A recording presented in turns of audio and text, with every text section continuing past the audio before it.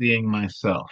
Now I need to share, but also be able to see the participants. How do I do that? Now, yeah, since you're on one screen,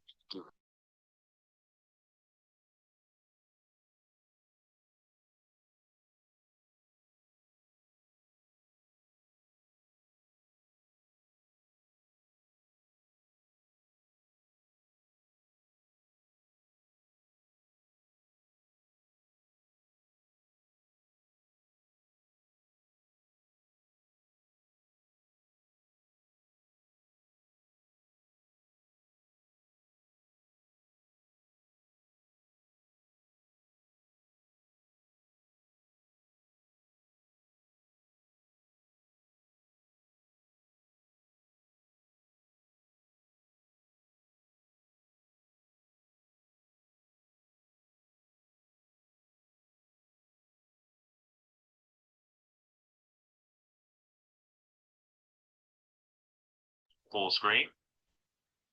In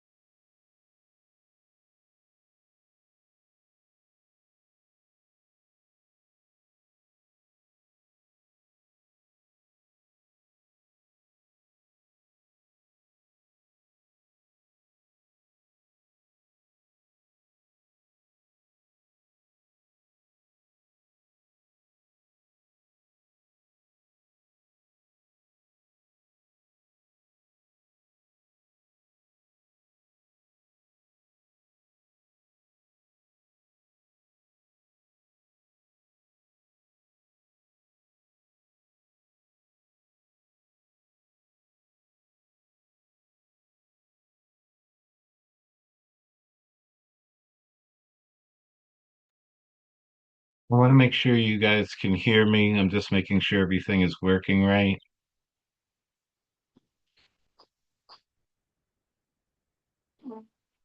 Yes, we can hear you.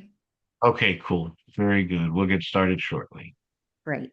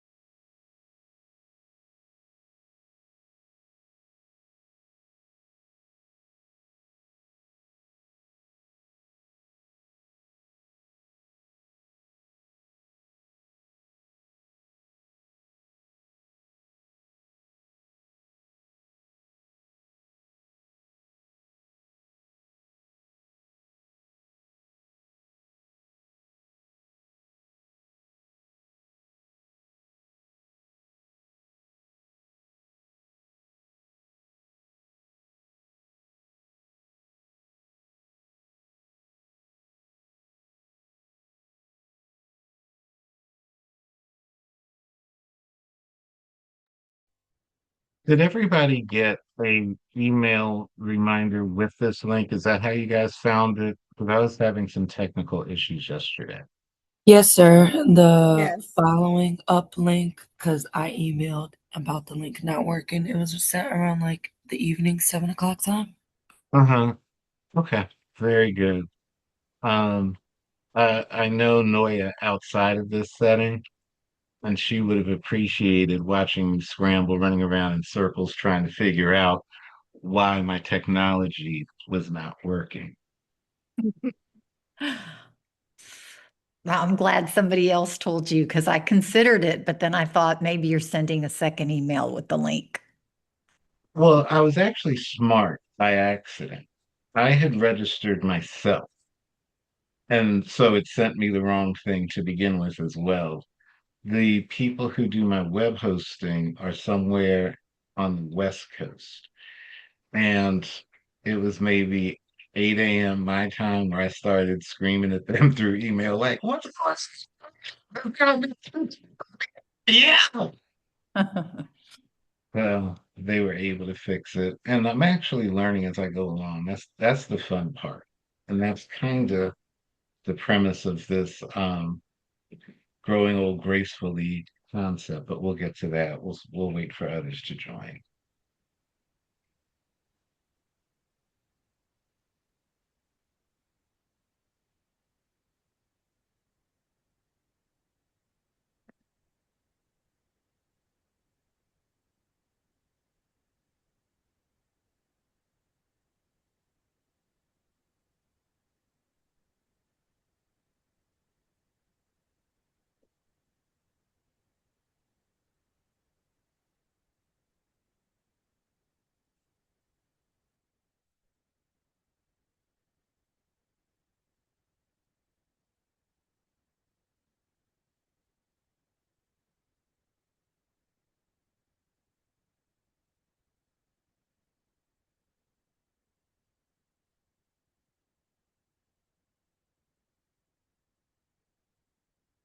I'm gonna go ahead and go dark so y'all don't have to watch me eat my peanuts.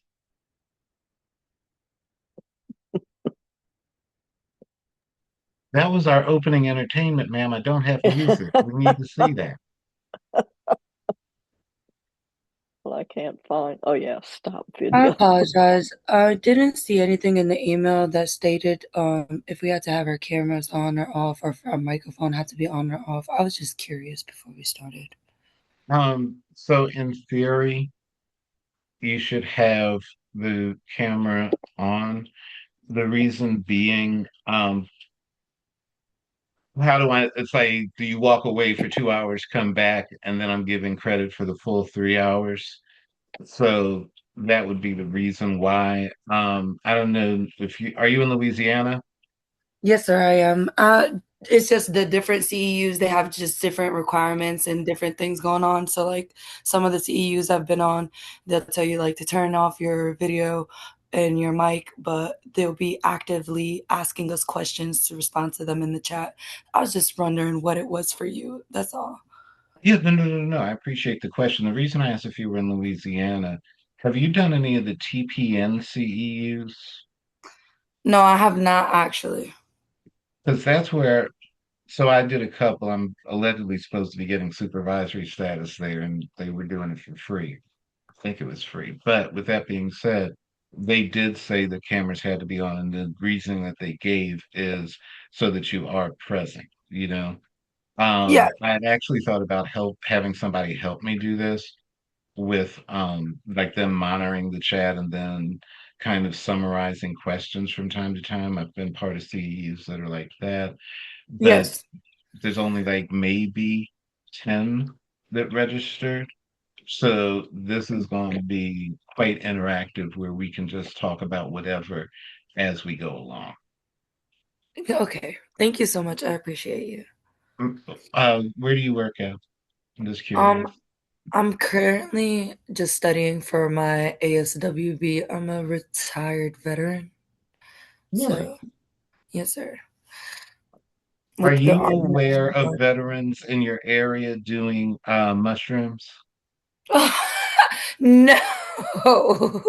It sounds like an out there question, right? I was getting trained in psychedelic therapy, specifically mushrooms. So I'm certified to do ketamine assisted therapy. That's the only legal one that you can do, right?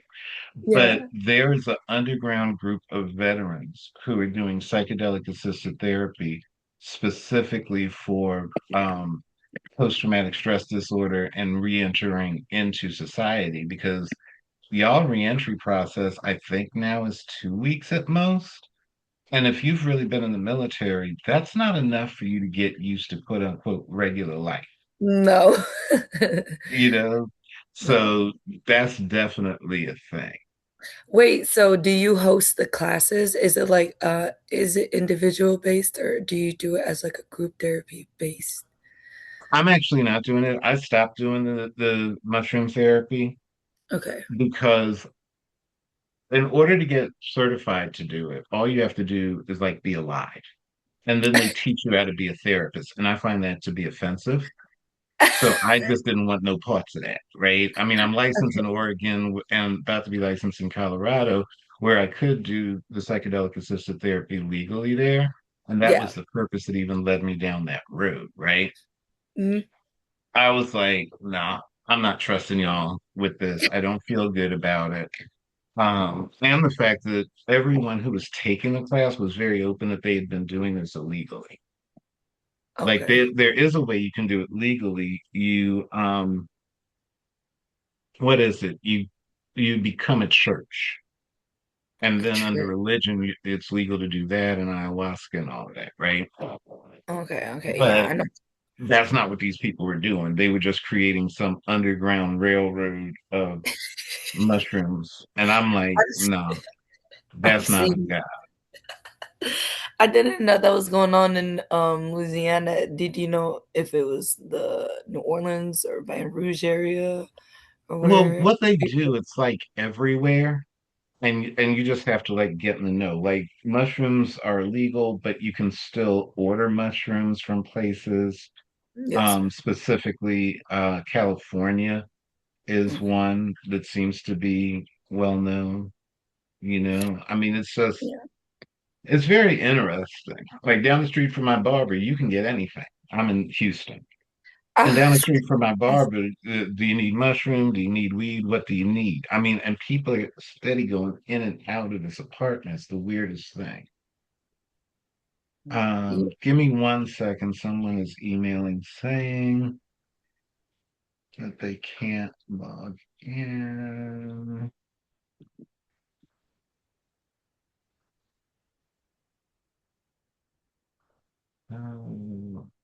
Go here.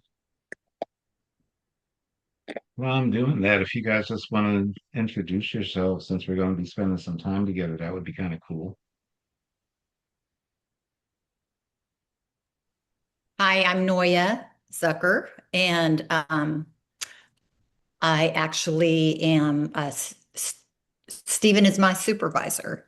So,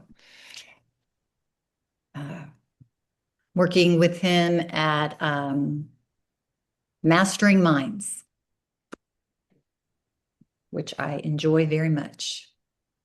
She's very, very good. I get lots of compliments about Noya. If you guys got couples, send them her way because I'm getting a lot of really good feedback. Thank you. It's nice meeting you, Noya. Nice meeting you.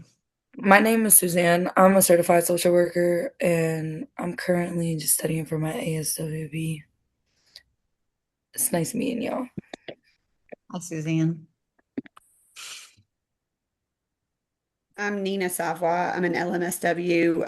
I work for pretrial narcotics diversion through the court system.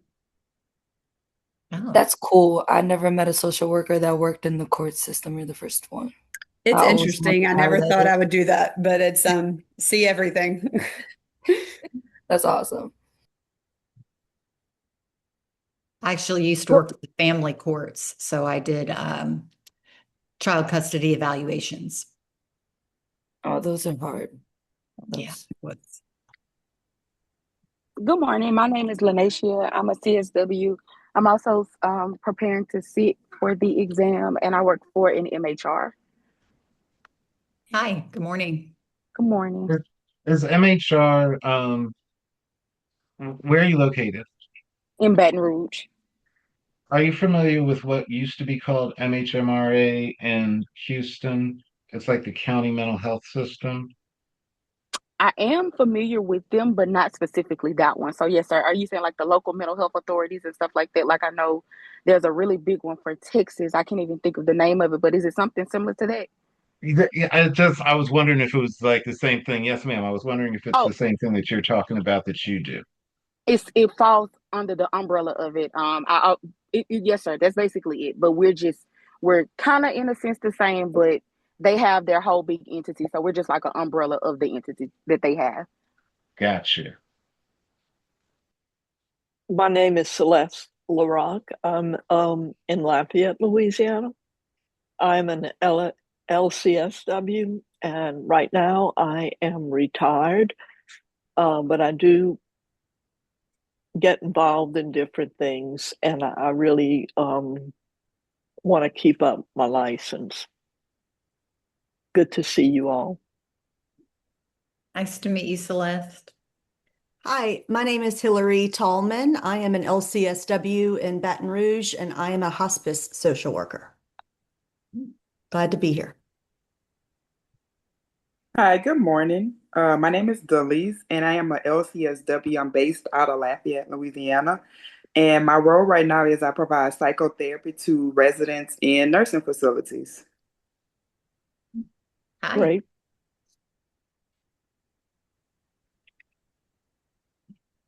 My name's Leonard Kreider. I go by Oh, I'm Greg, sorry. and I'm a licensed clinical social worker. Yeah, Hi, Greg. I know you. Louise, are you a part of Association of Black Social Workers?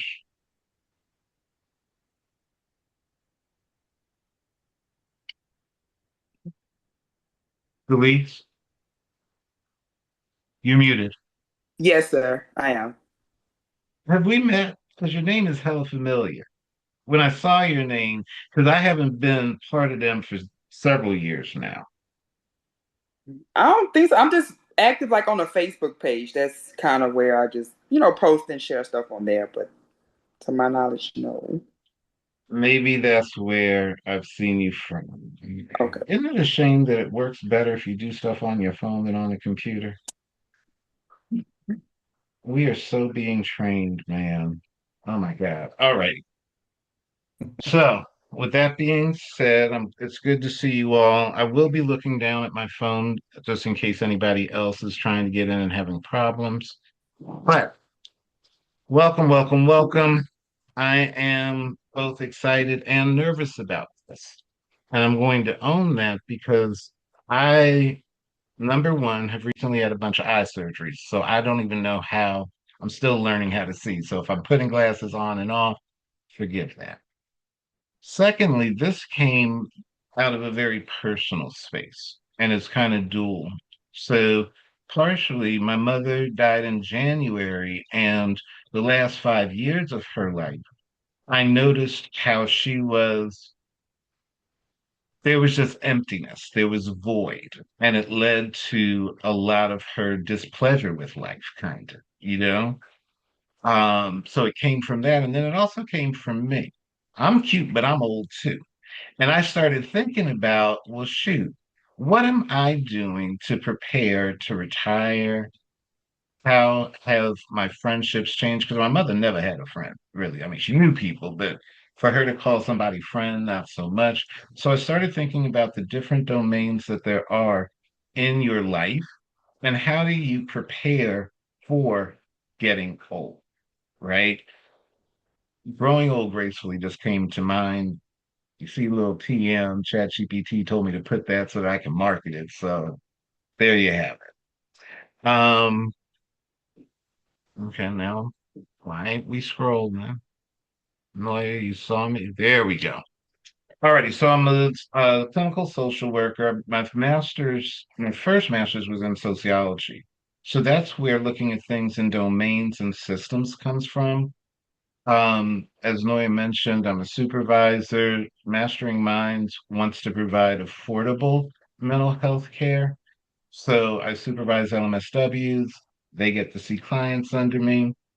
Uh, Part of my focus, if not my entire focus, has been on men as a sociologist, as a social worker, and now as a therapist. Men, to me, are an underserved population. And while this presentation is meant to target men, it can be used with women. In this session, we're going to go kind of back and forth a little bit between one side of if you have a client that's older and how we're integrating life and having a good life as we are older and aging. The other part is, as therapists, are there opportunities to help people prepare for growing older in a regular session? If you're doing case management in a regular intervention, are there opportunities to help people kind of foreshadow their life and grow old, not only as the slide says, with like dignity, but happily and with some level of grace. So,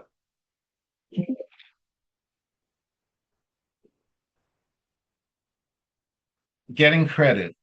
I got this approved both in Texas and Louisiana. Louisiana, I'm allowed to issue the CEU.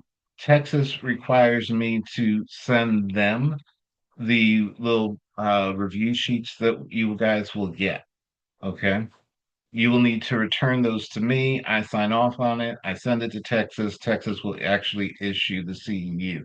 Please take down this email if you don't already have it. This is the best email to reach me if there are any issues. This is the email where I'll be mailing out or emailing out the little survey thingamajiggies for you to return to me, okay? We're doing an evaluation at the end. I will send it. Yes, ma'am. Yeah. The Okay. evaluation, I haven't even sent it out to you. Like Oh. I said earlier, I'm a wee bit nervous. I should have done that this morning, but I said, let me just sit and No, sit it's in my fine. own spirit and be okay so that the presentation is halfway decent. Okay. Okay. And I also apologize for the lighting. If I have light facing me, I can't see. That's part of the after effects of the surgery. So if I look a little dark, I promise I'm not trying to be creepy. So why do we even care about this? As you age, a lot of things happen to you. How do I handle finance? How do I handle relationships? Anxiety. That can show up as being irritable. Shame. Did I do everything that I'm supposed to do? Avoidance. Not going to the doctor when you need to. And those things are also cultural, which we'll get to. Neglect of health. All of those things are very important to know. Because men tend to interact less with healthcare systems and mental health, they get fewer invitations to try and discuss these things, right? And I'm trying to develop, this is all a work in progress. How can you prepare for this when you are in a psychotherapy session? So, when you hear growing old gracefully, what is the first word or image that comes to mind?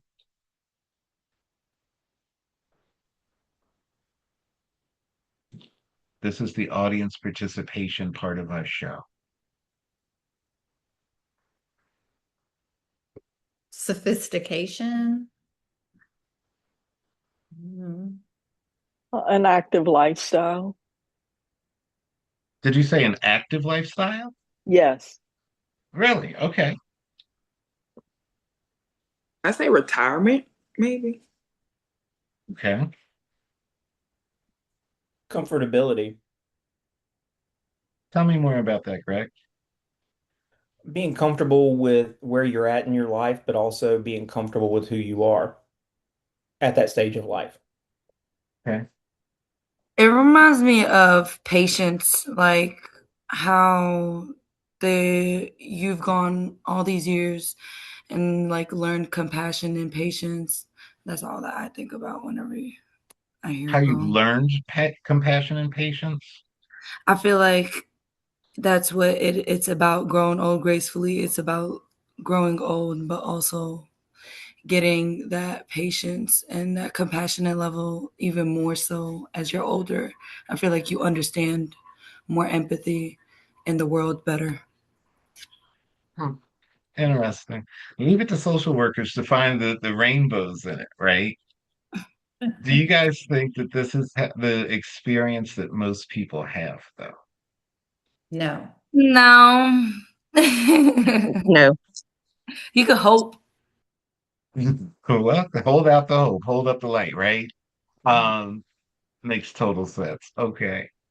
So, what we want to be able to do in this is describe the physical, psychological, physiological, social factors in the aging process. I'm going to give you a clinical framework to work with, as well as treatment planning. So, people who work with me know that I like Stephen Covey, I think it's Stephen Covey, Seven Habits of Successful People. And one of those habits is starting with the end in mind, right? So while we're talking about a very specific topic, this can be anything we do when we work with clients. So this serves hopefully as a reinforcement of what you guys are already doing. I'm going to use certain modalities of care, CBT, IFS, and DBT, as talking points and interventions based on what the client's needs that are presenting. We'll get to culture, family, sexuality, masculinity, and different social determinants that you want to consider in this framework. Development of treatment goals that support resilience, connection, preparedness, purpose, dignity. The dignity piece on there, that's a social work value, like a core social work value. And I'm just curious, are you guys aware of doing that as you work in your job settings? Are you aware of the dignity piece? I'm just curious about that. No, I never really thought about that part. I work in hospice. Yes, that comes up quite a bit, is maintaining dignity towards end of life. Yeah, I'm And also in hospice. Big focus. I would think that in any social work area that the value of dignity is a primary focus in the treatment of individuals. one thing that I had just at the bottom here is considering the cultural responsiveness in it, because sometimes you will hear, specifically when I work with men, so I do psychotherapy, and when I work with men who have done couples therapy specifically, that dignity piece does not always show up. It can feel like you don't really see them and allow them to be who they are. The next thing I'm going to do is on couples and the importance of how you view men in couples therapy. That's why I'm just really driven to that type of thing. But I'm really just tickled that you guys get that dignity piece. And if you have not considered it, I simply would encourage you to start considering it, right? So, as I started to try and put this together, some things came to mind. The man has his body, role, relationships, all this stuff is changing, but what happens? When you as the clinician are working with men, um, are you only thinking of retirement, or are you thinking about different stages where getting older means something? So you can think 18, I'm an adult. 21, I can drink. But are you thinking what 30 means and how there's an opportunity to scaffold the life process, right? I already told you about beginning with the end in mind. Um, what made this topic interesting to y'all to think to sign up? Well, I work at the Harley Lake system as a private counselor in a counseling center, and I'm the only male. And the majority of my patients are male. So when I saw this, because I see basically 12 and up, and I have different age groups, and they all deal with different things. And my seniors are going through the whole I'm retired, so what's left? The people who are getting closer to retirement, it's do I really want to do this? What's this change of life going to look like? People in their 30s and 40s is raising kids and how their life has changed so much. And so I thought that this would be a great way to learn how to better serve my clients. I think that's fabulous. You said you work with multiple ages, correct? I'm hoping that this will really help you to be able to see how throughout the life course it'll help. What about the rest of you? What made the topic even matter to you? Well, I know I have defendants that are court ordered to treatment, and I'm kind of a case manager for the court to give reports. And I'm noticing I'm having older men that have felony drug charges, and relating to them is very different than relating to my 20-year-old females or my 20-year-old men. And, these are people that may have been in this lifestyle for a long time, or it's newer, and then they can't go get a good job. They can't go do, they're not in that place. So finding different ways to relate and encourage them to continue to do what they need to do. You're in Louisiana as well, ma'am? Yes. So I might have been locked up once or twice in my life before. And it's very interesting. Right now, my license for Washington State is being held up based upon that, right? Mhm. And I was on the phone with them yesterday and I thought of how alone I felt. Because where is the support? And quite frankly, that's how I ended up going to school to begin with. And I've done reentry and all that kind of wonderful stuff. Finding some way to figure out where there's hope is a very difficult challenge that you face. Mhm. Is there one specific intervention that helps you with hope when it comes to older men and felonies? I can't say. I'm trying to, because my younger ones, because we'll dismiss the felonies. They'll never be convicted of it if they complete the program. And so my younger guys not having a felony really matters and can help them with a lot of things. My older guys who may have been right now, just the fear of the deaths, honestly, they're not used to fentanyl and stuff being in where they used to be able to do their drugs and go about. So just really educate them on that. And, a lot of them are reconnecting with their families. So that helps that maybe they weren't able to have relationships with their kids. So as they, get clean and kind of change stuff. But it is difficult right now because the other ones I can encourage with jobs or, those kind of that they are looking forward to. But the older ones, they want to sit around and do what they enjoy doing. It's really interesting. So we'll get to talk about Maslow in a little bit, and understanding purpose and self-actualization piece Hmm. is definitely a part of the way I'm trying to develop this framework. So that might be something that is useful to you, yeah? Yes. So what does it mean to grow old gracefully? Building resilience is a huge part. Now, resilience is based on what? It's based on adversity, kind of, right? So, Yes. transmuting that adversity into something that works for you. So, as I'm on the phone with Washington State, I'm mindful of my tone and my words, but I also am mindful that I need to be able to advocate for myself. How did I learn that? Having to do it in Texas. So I was able to reorient myself around the resilience as this happens, right? Maintaining connections can become difficult. I can tell you that almost all of the people I would have hung with in my 60s are now dead. I grew up when HIV was AIDS and killing people. So the vast majority of people who would be in my social circle are dead. And that happens as you grow older and when you work with older populations. So how do you encourage and open doors for people not to isolate.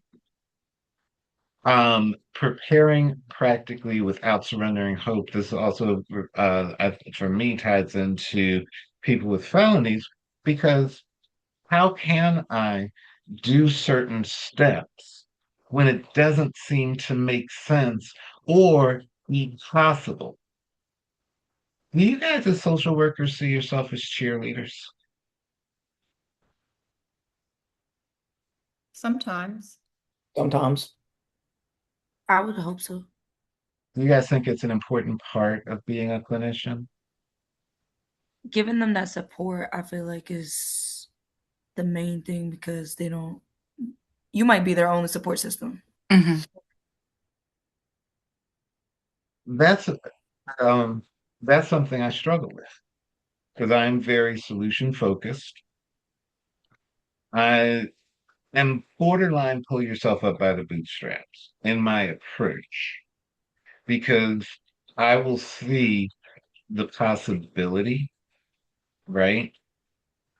And I have to sometimes remind myself that just because I see it, it doesn't mean that they see it.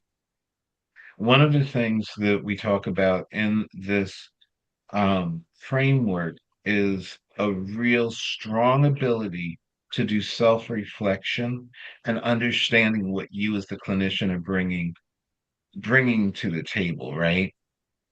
So I want you guys to consider what you think you can bring to the table. Just right now, you can write down a note or whatever. What are you bringing to the table? How are you going to facilitate this?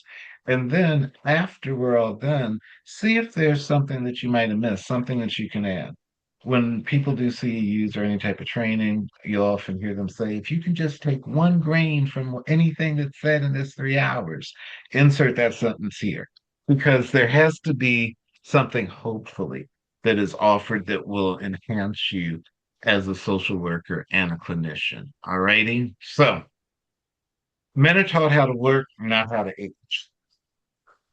Aging is a lifelong journey, it isn't a late life event. And this is important because if you are using Maslow and the hierarchy, and you have someone in front of you that's 60 years old, there are opportunities to go back and see and where safety was not achieved, right? And maybe that's what's keeping them from growing old gracefully. Every single stage of life is an opportunity to build on something. My mother retires when she was 70 something. What was going to fill that in so that she had some sort of purpose? She started, I think she was volunteering at a school, reading to the kids or something like that. So that was a new identity that she was building. Likewise, if you have somebody 40, quote unquote, midlife crisis, and they're buying a Corvette and all that other stuff, what are they looking to fill? All righty. Have anybody, has anyone here considered in their time working with people who are younger, how you are helping them build for being older? Has that been a consideration up to this point? Just curious if that's what you guys do normally.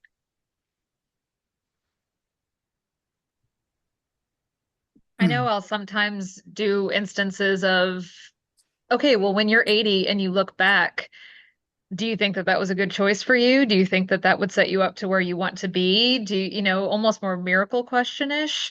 But I do try really hard to work. I do more ACT type stuff, so value systems and trying to integrate that into past, present, future issues.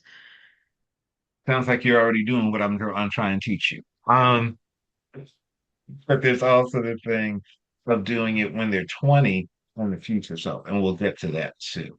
Because that's really, maybe I didn't word the question well. Do you think if you get somebody younger, are you helping them already grow older gracefully? Was my intent in the question. Because it's that future self that if we're growing old gracefully and we start earlier on, maybe we can achieve that, right? That's part of what I'm trying to conceptualize as I develop this program. Yeah. So again, the 5, 10, 20-year vision for the future under the various domains is something to be considered. Before the illness, what are you going to do? Before you needing caregiving, what are you going to do in the future? Social networks are going to shrink. Maybe can you do something to prevent that? Because I deal specifically, or I'm speaking specifically about men, the masculinity piece. So if you think at 20 that at 60 my testosterone is going to drop, are you going to eat differently foods that help you build and maintain healthy testosterone? You know, Shelby, did you have a thought? No, I'm sorry. No, it's okay. Um, this is what I'm hoping that you guys start being able to do is shift into preparedness ahead of time. Because at the end, is regret the only language that you now have? Okay. So let's look at some evidence first. Um, this is just some researchy type stuff that I looked at. Documented that men underutilize the preventative mental health and physical health care. Already talked about that a little bit. Emotional and social well-being predict health outcomes. What do you guys know about this piece? Because this is really important. What do you guys know about that being a predictor of the health outcome?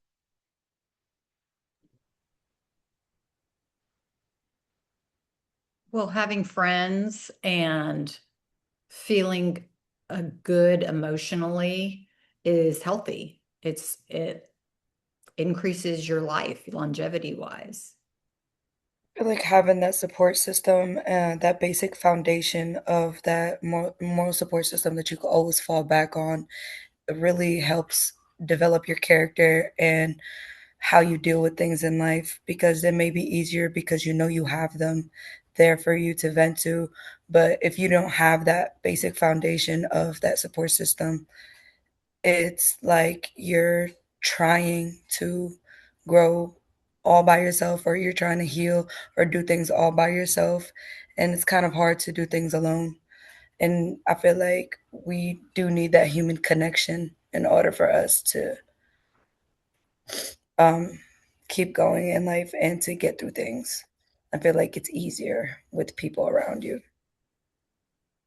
I know there's I also a lot of studies showing, like, if you're not managing stress levels, how is that affecting heart disease? How does that affect, sugar, insulin levels, diabetes, and then into so there are also the physiological, that stress, and if you're not able to handle some of the emotional things that are there, it can have long-term impacts as well. I also would think that having good emotional social interactions with people, even though you may dismiss something health related wise, they may see that and they may call it out to you to where it actually you think about it as opposed to, I'll deal with it at a later point. Yeah, that different perception really helps put things into perspective and into a different, you know, way of thinking of things and how to handle them instead of just the way that you would have in your mind. I did. So I was supposed to have a PhD. So I entered into this PhD program, right? And I was given a data set to analyze. And it was, let's put it, 500 uh, Black male adolescents move from the hood to a suburban nice area. And their health outcomes went down. Why do you think that is? Like the parents got Because some more money and we're in a good place. Why wouldn't everything be gravy? because the social and emotional support that they had built up in their own community was taken away. And so they had to form new ones. And it was with people who didn't have a shared experience that they had bonded with. That's the exact Finances. right answer. Go ahead. No, I'm sorry. Go ahead. No, go ahead, man. You got it. No, like he said, the moral support and from the community systems is very important. And just because they're better in a financial situation, that doesn't mean in a mental, emotional situation that they're better. I looked at the data set, and to me, it was very obvious they don't have basketball courts. That's what came to my mind. Because in the hood, we meet up at the basketball court, and that's what we do, right? But in this new area, they're skiing or whatever the highfalutin thing is, right? That's how I ended up leaving the program because I took that information to the person I was allegedly working on, and she's like, "Well, that just doesn't make any sense." It just so happened that my mother's cousin had worked on this original data set, and that's what they had found out. And that's when I left the program and never went back and just did social work instead because So they what just couldn't see it. Yes, ma'am. was the data available to everybody else, or were you like one that was interested into making sure, like looking into Well, researching it? one, the data is always available to you. Any Yeah. research data is published. Uh-huh. And no, whether you have, so when you're in college and you're doing your lit reviews, right? Then you Yes. have access to all the data. When you leave college, oftentimes you don't subscribe to EBSCO or whatever the various data sets are. Yeah. So, like, you don't have access to it in a way. You know Yeah, what I'm that's what saying? I'm asking. Yeah, well, but you can actually, if that's something that you're interested in and you're just a nerd like me, then you can subscribe to that, right? Okay. You could even take $100 course at a community college and then you have access to the databases. That's a way to get it. I don't know if, we're supposed to be ethical. I guess that's ethical. I don't know because I'm paying for the course. But the information is out there. I was Okay. just talking to my mentor yesterday about ChatGPT and the use of AI to construct stuff. ChatGPT will say, well, this person said it, but you still have to verify that. So the Yes, articles, most the couple of few definitely. articles here, you still have to verify it. And if you're Yeah. not reading the whole thing, are you really quoting and citing it accurately? An You know? actual, yeah. That's a main problem during my master's degree. It was a lot of research and a lot of digging. So that's why I was asking you. I was like, how did you find that data? Because it's hard. It's there, but it's hard. You have to do a lot of digging. Well, I was part of the Ronald McNair program, which prepared you to go directly from a bachelor's to a PhD. And Oh, I got a lot of real training. okay, that's awesome. Yeah, there's a lot of different stuff there. So that kind of talks to the cultural norms. If you, again, are being proactive, you're going to hear me say proactive a lot today. If you're being proactive, you're going to knock out some of the potential problems and pitfalls, right? Age is not necessarily what age is, okay? People will say, I don't feel 80. I feel like I'm 60. One thing that I want you guys to think about is what does that statement actually mean? And you need to be inquisitive and curious to the client. Well, what does that actually mean? Let's just talk about men and sex for a second. There was actually a study done at a elderly apartment complex where they were all getting STDs after Viagra came along, right? So they were being more, I mean, it was a mess. But when you feel different, like today, I feel about 90. The last 3 days have wiped me out. What am I really saying? I'm tired. My body hurts. That's what I'm saying. So if I was in front of a therapist or whatever, they should be more curious about that. I actually will tell people I'm older than I am. So I'll tell somebody I'm 65. Why do I do that? Then they're like, "Ooh, you look so young." So, I'm kind of baiting. I'm almost clickbaiting, right? So now I feel better about myself. There's different ways that people manipulate their age related to their mental health. And they're great ways for you as clinicians to engage and understand, is this a strength? Is it resilience? Or is it avoidance? So there are many different ways that the same statement can mean something very, very, very, very different, right? Depending on where you're Um, what happened? depending on where you're at in life. Yeah. 100, well, if you work with young people, Sometimes the issue can be they feel like an outgroup. And part of what they'll share with you is people will say that they are an old soul. What is that really meaning? You're older than what you're presenting as, and what am I supposed to do with this? So that's what goes on when the identity disrupting thing. I thought that was a really great term because as you're getting older, does life slap you in the face and suddenly tell you you ain't young like you thought you were, or you're acting too young, or something like that. So something that you can do is assess what this gap really means between the self perception and where they actually are chronologically.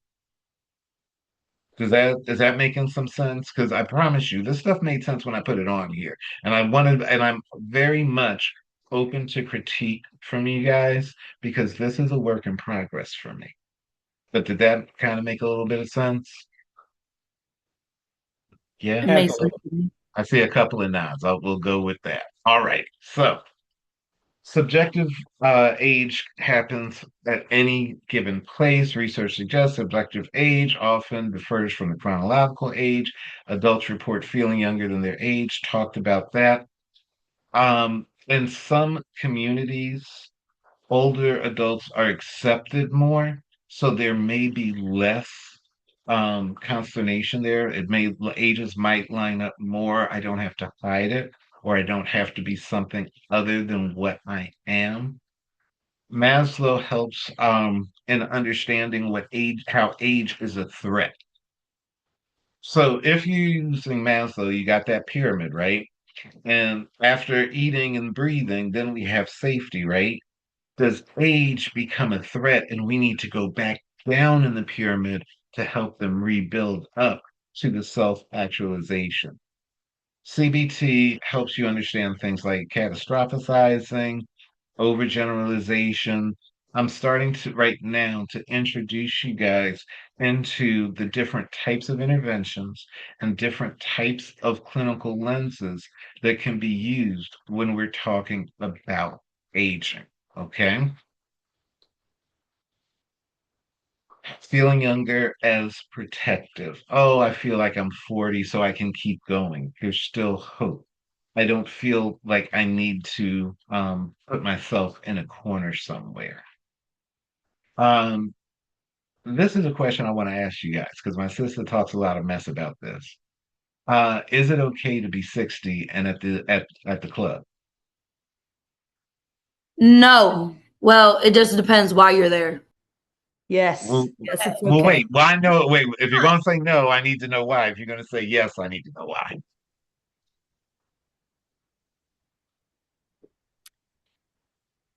I said yes.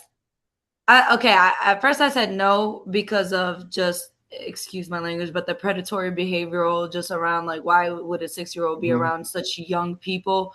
But then again, like if somebody's trying to like feel alive again and they go to the club or something like that at 6 years old, like I mean, it just depends on why they're there. That's why I said what I said. And there are different clubs. There's like a jazz club Yep. that maybe a 60-year-old would fit right in at. Well, being a little pop culture-ish, I mean, Madonna just released a really great album called Confessions 2 that's a dance album. She's 67 and she's performing in clubs. Now, does she necessarily look like she did in the 80s? No, but she's enjoying herself and having fun, and people are enjoying it. So I think that it's all in whatever feels for you is right. Now, do you necessarily need to be in a club every night in your 60s? Probably not. But if you feel like it's you, then sure. There are also some clubs that have nights designed specifically for the older population. We had one of our hospice patients recently who was out till about 3 a.m. at the club. They provide transportation and brought her home and everything. Okay, I need to know where that club is. I need to be Right. there. I Like, have to double I need check. to I don't be there. remember. That is the coolest thing ever. I Oh just my heard about God. it from the other social worker. I was like, wow. That is the coolest thing ever. As a clinician, understanding if the youthful identity is blocking something. Is it adding? Is it detracting? What is it actually doing? When I was in my 20s, there was this dude, and we called him Old Man Chris because he was an old man. And at the time, I was hosting a strip show in LA, and Old Man Chris was always there, and he had two little young things with him. I would look at him, and I was like, Lord, please don't let that be me when I get old.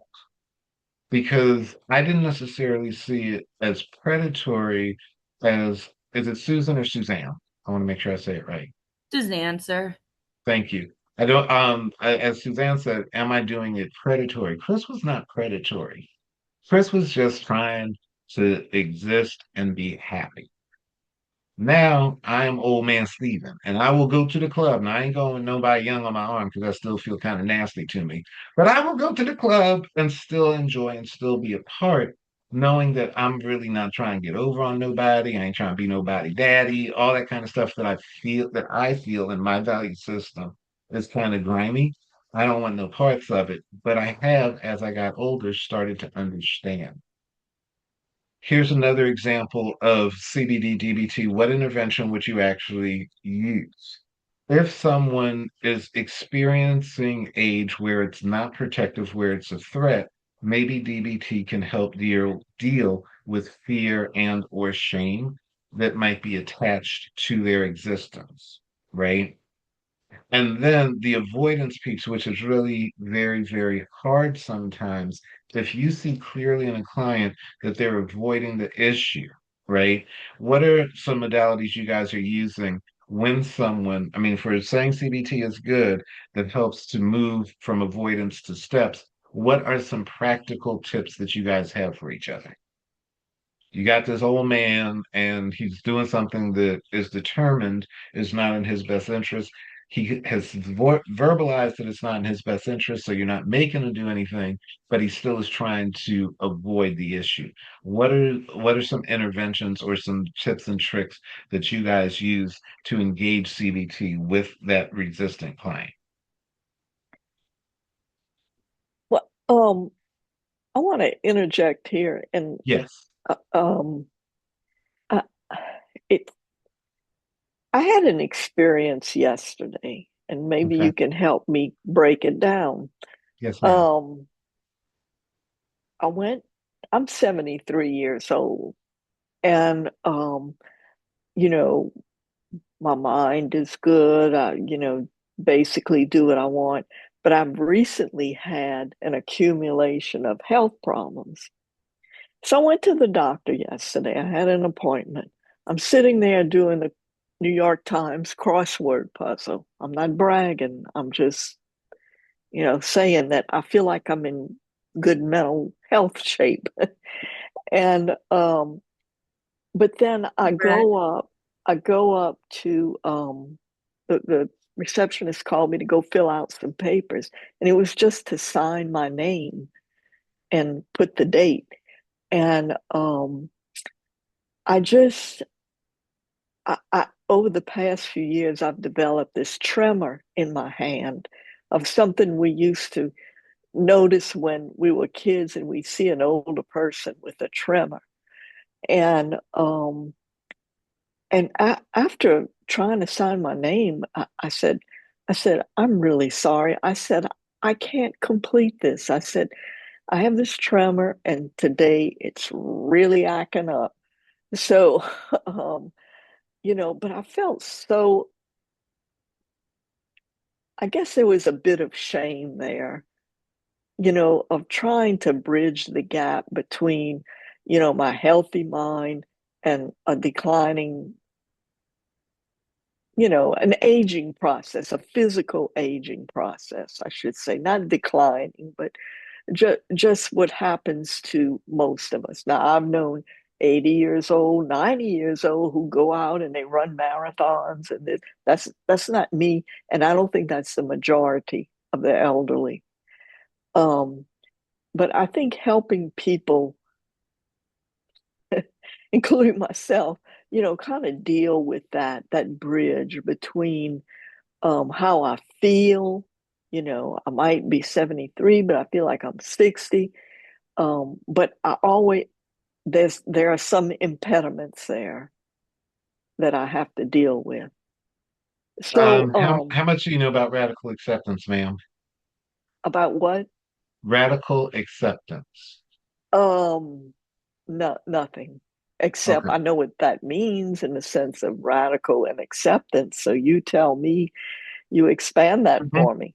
Absolutely. So radical acceptance, a thing is a thing. You accept it as true. I accept I'm this age. I accept that there are tremors. However, there are feelings that are not allowing me to live with peace. The most useful part of the radical acceptance concept for me is this: willingness versus willfulness. Okay. Willfulness fights against the thing, and you're not going to get peace. Mhm. Willingness is more like the Taoist Buddhist thing of the leaf is in the storm and it lands exactly where it's supposed to be. Mhm. One thing that I invite clients to do is utilize their spirituality to get to a place of radical acceptance. For some, it is, well, in God's time, fill in the blank, right? Mhm. For other people, it is, what is the strength? So for me, gray hair. Yeah. I will never forget the time my mother said, "Ooh, Elaine, that's my sister. Ooh, Elaine, look at that." I'm like, how fuck shit? Like, what are you doing? Oh, I was so done. And then there's always the option, you can dye your hair, stuff like that. You know what I do? Every time I'm in a store at the checkout line, I'd say, make sure you add the senior discount. Check out those gray hairs, right? I'm Yeah. not fighting it. And some things are harder than others. I'm very grateful for the sight that I have, right? But every morning I take the dogs for a walk, I'm exposed to light. It triggers something in my eye to where I now start seeing spaceships flying when I come inside. That will never be fun unless I make it fun. So I now have a whole script of a movie of the aliens that live inside my eyes. Please take no offense to what I'm going to say, because this is just a suggestion. Take that shaking hand, put a pen in it, or even better, a crayon, and see what you draw as you shake and turn it into a game for yourself. I There mean, you go. Yeah. yeah, and please, like I said, I hope that did not sound bad No, to no, your no, ear. no, not at all. No, no, no. Um, I'm just looking at this thing where the risk is when youthful identity blocks medical, financial, relational, or emotional preparation. You mhm, know, that I think no matter how uh, you know, how well you look at your own aging process, that sometimes those things like a shaking hand, or whatever will pop up and tell you, this little voice in your head that I'm old, and I absolutely. look at that little receptionist, she could be my granddaughter and she's like, "Oh, don't worry, ma'am, don't worry." And it's like I cringe. Well, But two things anyway, there. No, we're going to talk about how you get to that acceptance later a little bit in the way that you just framed it. One, I look at all these little young dudes, and they all can be my children. Because I embrace African tradition, it gives me pleasure to be their father, even if I don't know them. it's It's not a beautiful. Yeah. reminder that I'm old. It's a reminder that all of these are my children, and Hmm. that feels good. So again, looking when you're working with clients, looking at what their traditions are and their values, looking at their spirituality, and trying to help them connect whatever it is about you. Now, I was born in Philly. Most of my life, I was in Los Angeles. I'm listening to you speak, and all I'm getting is fried green tomatoes and all those other wonderful movies. And in all of those movies, there's the older Southern woman who we just embrace all of her fill in the blanks. So, is there a way that we can embrace Miss Celeste and her shaking? If you came to my house, I would just put on some disco music and watch you shake your thing. You know, like, why not? Why not? Does that help a little bit, ma'am? Well, yes, I just wanted to share that, not, hopefully not thinking that you have to cure me, uh, but Well, we ain't just, doing therapy right now. These are just some little off the top of the yeah, head yeah. reflections, you know? And they were beautiful. I really, really appreciate that. And I like the idea of the radical acceptance. I appreciate it.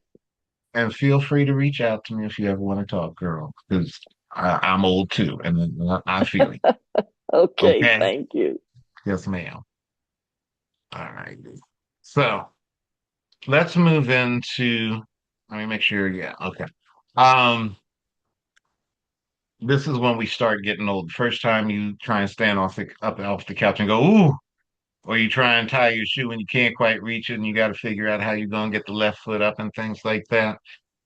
These are the things that midlife crisis is going to start trying to address, or our conversation surrounding midlife crisis as a transitional point. Okay. Mhm. So this is a time where divorce starts popping up, right?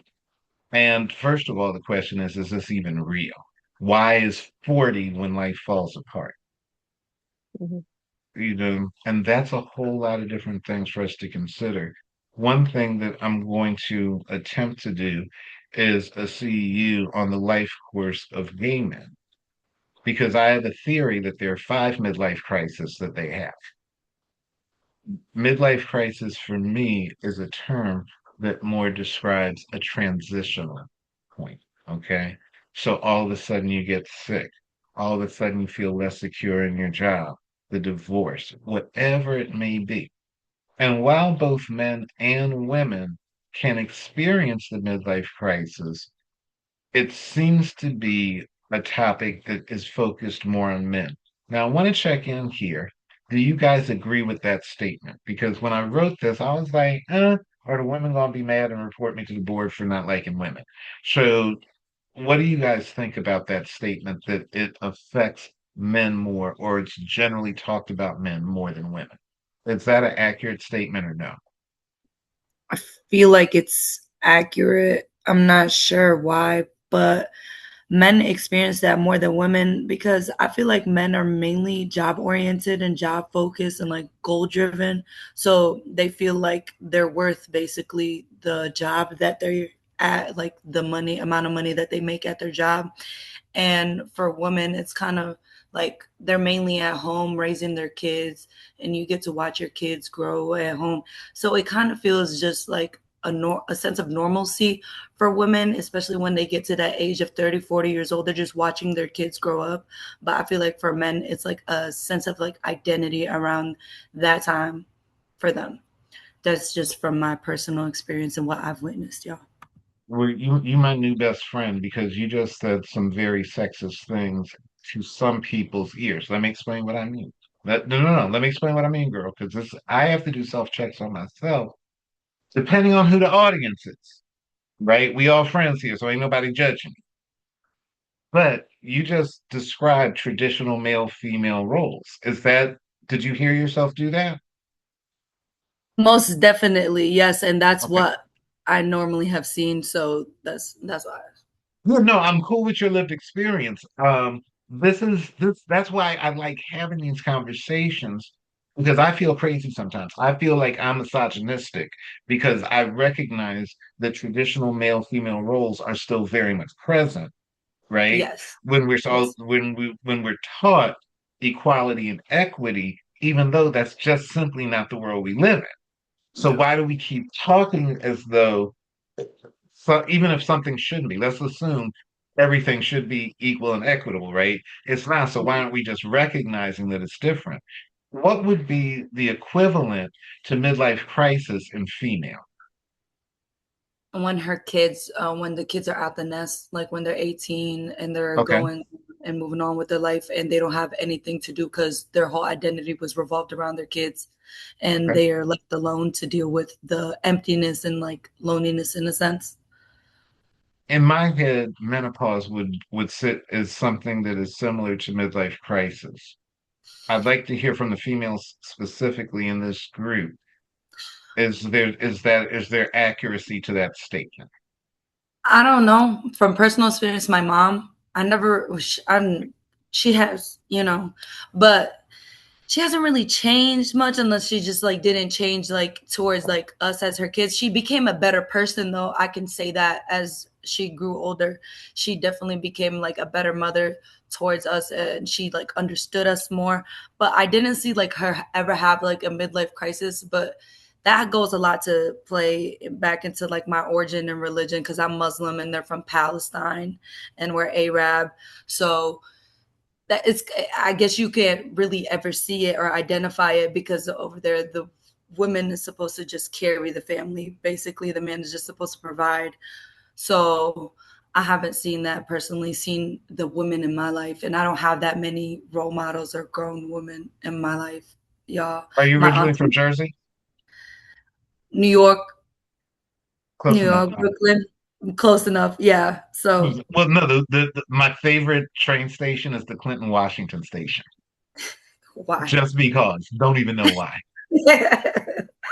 I'd like to hear from the other ladies if menopause is something that they Yes. think would be like Menopause. similar to the midlife. Menopause is huge. Your entire life changes and your body no longer functions the way it used to. I've gone through it. I'm going through it. I have lots of friends, family members. Almost every woman I talk to in that age range is like, we don't sleep anymore, period. It's just normal. And then you have to sexually, your body changes, physically, your body changes, your metabolism changes, your energy changes. It is the biggest punch in terms of realizing that you're getting older.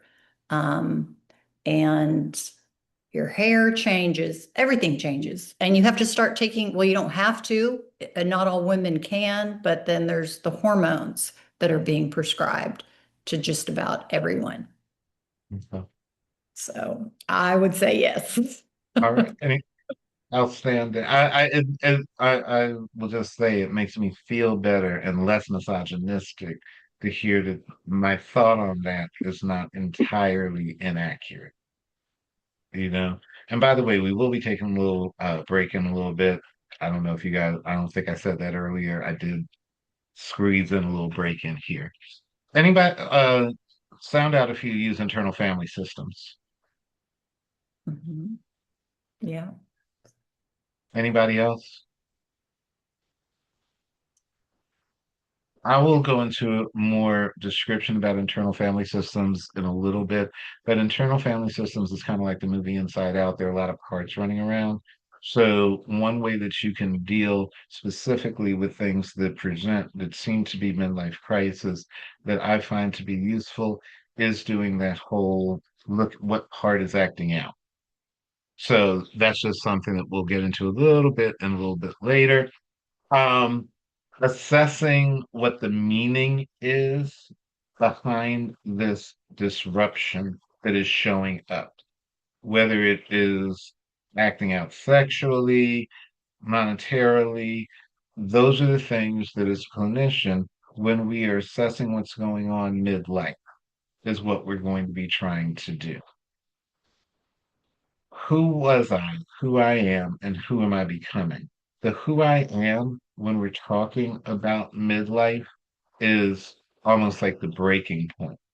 And sometimes people look at who I was and try and pull in a whole lot of different stuff, even if it was unrealized dreams. The who I am becoming, the acting out is fighting against it. So when we go back to that radical acceptance piece, that's something that might be useful as we are trying to better understand how to pivot and kind of move into what this new identity is and not have to go kicking and screaming. Again, calling this growing old gracefully. Kicking and screaming into being old is not what we want to do, right? Young is someone that I like to use. The afternoon of life. Isn't that a much more pleasant term than midlife crisis? Menopause, crisis, afternoon. Language is very important. It always has been, always will be, right? The work, the caregiving, both who I give care to and who ultimately will care for me. Because again, it's now hard for me to get off the couch without making a noise, right? So these are some things that we can use as we work with midlife. And here's where we really deep dive or start a deeper dive into understanding growing old gracefully is by understanding the challenges that men are going to face. We talked about that irritability, withdrawals, being alone. Loss of role can be loss of self. That is very Maslow to me and Young, right? If I no longer can play sports the way I used to, and I really like sports, that's something that's being taken away from me. For those of you who have watched The Golden Girls, there's one episode where Sophia's talking about getting old and she's sitting with a balloon. She's talking about all the things that are being taken away from her. Then I think it's Dorothy pops the balloon because she's like, what's going to be taken away next? And now the balloon is gone. Just imagine, if you will, feeling that actual who you are is being stripped from you. I'd fight against that. So when you're working with clients, understanding that it is reasonable, it is rational, it is normal to not like what this feeling is. You start having problems with your vision and driving at night. Now, how do I get around? Uber might exist, but it's giving up part of who I am. Someone once said the worst thing you can do is take away a man's car keys because that totally represents their independence, right? So something just I see a little bit different at night now that increases my dependence, and that doesn't feel good. Relationships change as we get older for many different reasons. In my personal lived experience recently, I found myself with much less friends than I've had in the past. I'm the only one out of my friend group who went to college, who's tried to do a business, who tried to do anything.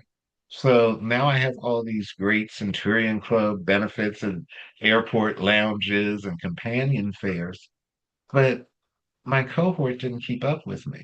They can't afford to take a day off work, so how are they going to be able to travel? Those are things we don't think about. Even if we're growing old well and doing well, there still can be a lot of stuff that shifts that doesn't feel very good and can increase the chance of loneliness, right? This is not clinical, but it's also philosophical. And when I wrote that, it was more talking about the meaning behind things, right? With the clients that you guys work with, you see the symptom. Tell me some symptoms that you see, but the underlying thing that's going on. And it doesn't have to necessarily be with older people, but I'd like to hear some input from you guys, please. I work in outpatient patient case management. And our role is to reduce readmissions, help them get connect kind of the people who fall through the cracks. We're like an extra layer of support. I get a lot of elderly male caregivers and they refuse help. And I have a time relating to them because I'm like, if you would just accept this one little piece of help, your life would be easier. But I've had several of my caregivers actually have like heart attacks and be admitted to the hospital, and they still will not take help from me. So and they say, well, I don't want to be a bother. But now that I'm sitting in here, like maybe it's not really being a bother. It's more of like shame that I can't provide for my wife anymore. And like kind of feel like they're I don't less, they're not being a man. They feel like their manlyhood's kind of being removed. I had another gentleman whose wife had a severe dementia, and she would threaten to bash him with a cane, barricade herself in the room, hide knives to attack him. And I told him, I said, I'm worried about your safety. And he said, it doesn't matter as long as she's taken care of. And I didn't even know what to say to that. So I try to meet him where he's at, but sometimes it's just hard. And then you worry about both the caregiver and their loved one's safety.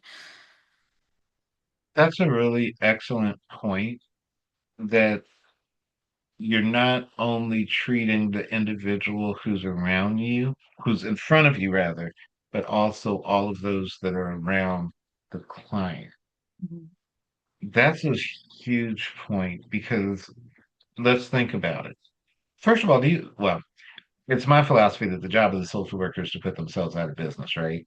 So, in this particular conversation, if we dealt with men and aging, then there would be a whole lot less clients to deal with, not just the men, but we're arming them to be able to deal with the situations so those people around them don't become our clients. Does that make sense? Mm-hmm. So then, what is your strategy that you use to treat both the individual? Do you treat the individual and then send them off to take care of all the rest of the people, or do you treat the whole village? What's your approach been? Um, it is like the whole village, which I love that I worked hospice. I love that it wasn't just the patient, it was everyone. So yeah, it's definitely like treat the whole village. So sometimes I'm working on 12 different things, but we work through it. How do you prevent your own burnout? I'm just going to throw that in. It has nothing to do with this presentation, but I find it appropriate to say.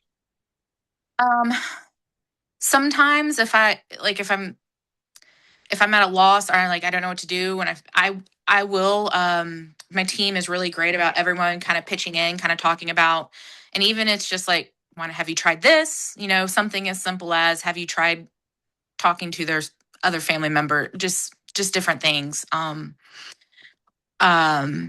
So a lot of team collaboration. I'm really good about not getting too overly involved. I guess compartmentalizing everything, but yeah, I really rely on my coworkers a lot to kind of help me from getting the burnout. And also go have some fun, ma'am. I'm just going to say that. Yes. Because sometimes we forget. Yeah. Seriously, sometimes we totally forget that fun is actually self-care. Like going to the gym, but what is fun? Just throwing that out there. That's a good idea. Yeah, good point.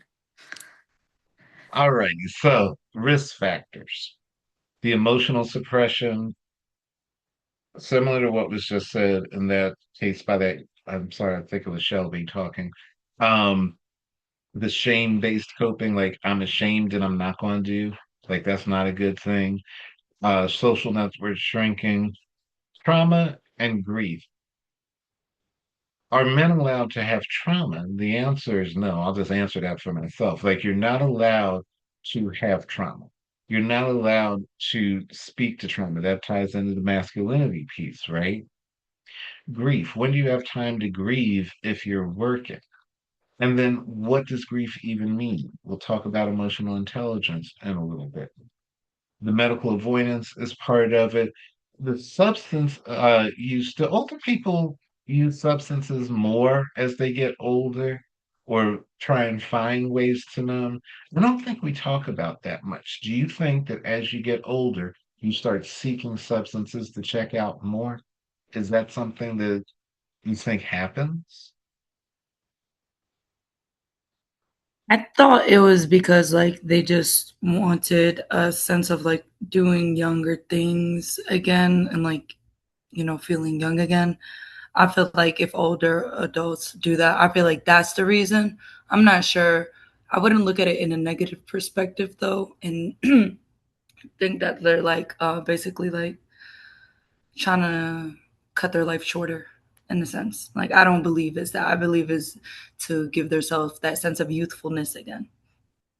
So we're back to the old man at the club. That's one thing that it could be. Like it really could be.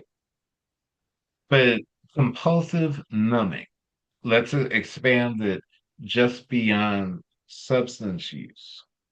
I'm veg out and look at TV. Veg out, numbing, right? Have you guys who work with older clients seen that type of thing where they just check out of reality? Because that's what this the little bullet point is more about, is the checking out of reality. Do you guys see that? I see it, and a lot of times when asking about it, they're like, "Well, I mean, I'm retired now and I don't have much to do. So what else?" I mean, I also used to work hospice. I do private practice now, but all the Family Feud that I got to watch when I would go into their homes and we'd sit and do, and it's like, "Well, what about your garden?" And they're like, "No, that's too hot outside," or it's the, but they would definitely, I think, voice that it was because they really didn't know what else to do in that moment. And almost I don't want to say purposelessness was kind of voiced in some of those moments. So I do think that they do check out. I think most adults do, but I did see it a lot with my elderly populations. So that speaks very well to what is the missing component, support, coping resource that we can offer. And just for a second, if we have the 20-year-old, are we thinking to when they're 60 and what sort of supports can be there, right? That you're planning for as you get older. Something that I just learned about that's available through one of my previous schools is essentially it's an insurance policy where you're paying into it so that you can have in-home care. I've never heard of anything like that before. But it's like life insurance, but not quite life insurance. It's what you have in-home care. Are we talking about that? Because also, if you work with elderly, sometimes one of the main social thing is the caregiver relationship. The nurse that comes in to give the insulin shot or something. So are you preparing to make sure that even that's available? When I was doing case management, there were clients that I worked with who were very much homebound, but because they were young, they didn't either qualify for, according to the assessors, for much of that social interaction piece, even if it's just providing caregivers in the home. So, as clinicians, these are just different things that you can think about. And when, even if you're working with younger people, consider opportunities, right? So, many different things. Aging is not just biological, it's biographical, the race, ethnicity piece, all of those culture things make a big difference in the way you're experiencing aging. Poverty, and by the way, poverty can be trauma, just so you know. Discrimination over the life course. We're talking about trying to have people be social, but if they feel they're going to be discriminated against, if you are in my mother's building, it was independent living. When she first moved in, she was the only non-white person.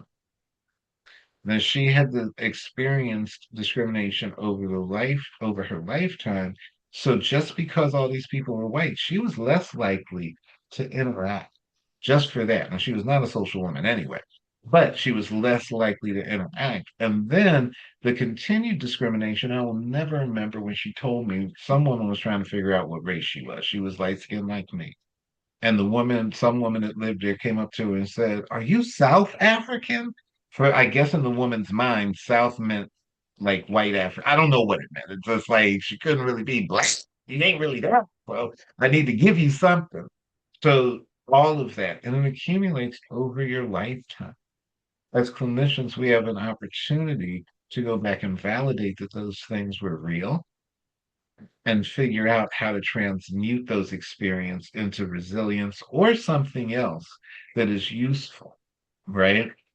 Military service, incarceration, those are things that impact you. Um, one young lady was talking about the incarceration and the drugs and the older people.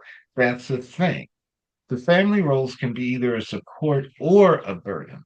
And it is up to you as the clinician to help the client understand how they view and experience that social. All righty. Um, Assess the context before the treatment plan. What does it actually mean to the client? And I'm just wondering if there's anybody who has a little vignette about how they had to change the way they were interacting with a client based on having to change the way they saw the client. Does anyone have an example of that in their own work experience or work life?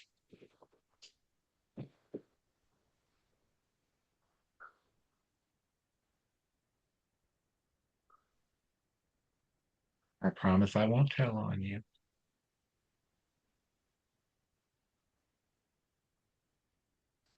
I can tell you that when I first started my professional career, I never thought I could work with women. My lived experience being the only male, I think that all the women on my mother's side of the family like mated and then ate the men. I don't know, there were none. So I was always an outward. So that was one piece of it. I come from a very hypercritical family. So I was always on the losing end of everything, right? So as I get the first female client that is determined to work with me, I had to ask myself what my assumptions about this woman was for various reasons, and then do some pivoting and investigating. We're going to talk more about that type of reflective thing, where what I saw the woman present with, what was I bringing to the table that would affect the treatment plan? Yeah, make sense? Yes, your own perspectives and your own judgments can affect the way the treatment plan will go. Absolutely. I kind of felt the same way starting off when I had to work with like I wanted to stay away from substance, because I felt like it was more of a choice. Like you can choose, no, don't do that. But then once I started working with teenagers and kids and stuff, it was kind of like, no, so some of this is environmental because parents did it, generational. And for some, it is an addiction. Like they want to stop. It's just something missing and not clicking to where they just have that urge. And then the environmental, if mom is doing it, cousin's doing it, then I have to be with the norm of my family. So I had to rechange my thinking and perspective and use my supervision to kind of work through that, because at the time I was the only mental health and substance clinician. So I was getting all of them. And it's funny how God gives you what you don't want. Because I say all the time, I ain't working with couples no more. And then five people call, five different couples, and they all gonna be high conflict. I just had that this past week. Like Jesus Christ. But it's like, what does it actually mean to you? And so both to Delise and Suzanne, um, and to myself, it takes a lot of bravery to publicly talk about this. And if you don't have someone professional within the profession to talk to about those things that are challenging for you, please find someone, because we're human and that's how we build, right? So every single one of us is going to feel that. Just wanted to give a shout out for what I view as bravery, as being able to say it in a public setting, specifically with people you don't even know. So let's move into, you know what? Let's do a quick little 10-minute break. I had it scheduled for later, but let's do a quick little 10-minute break. So it's 12:23. Let's come back at 12:33, and then we'll knock out as much of the rest of this as we can, okay? Yes, sir. Talk to you then.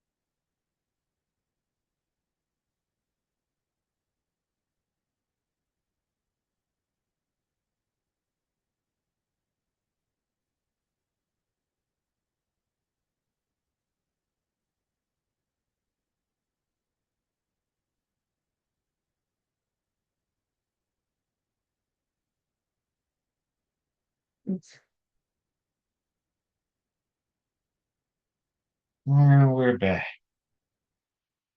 Ugh, get my little self in here. Alrighty, so is everybody here? Is we back? I see Lisa's fan, so she back. Howdy, hey. I'm back. I'm back Welcome back. also. Outstanding. Back. Welcome back. All righty. So let's get into theory. And just as a side note, the neighbor is washing his car, so if the dog barks, I'm going to have to kick him out, just so you know. If I all of a sudden jump out and try and escort my dog out. Okay. So, one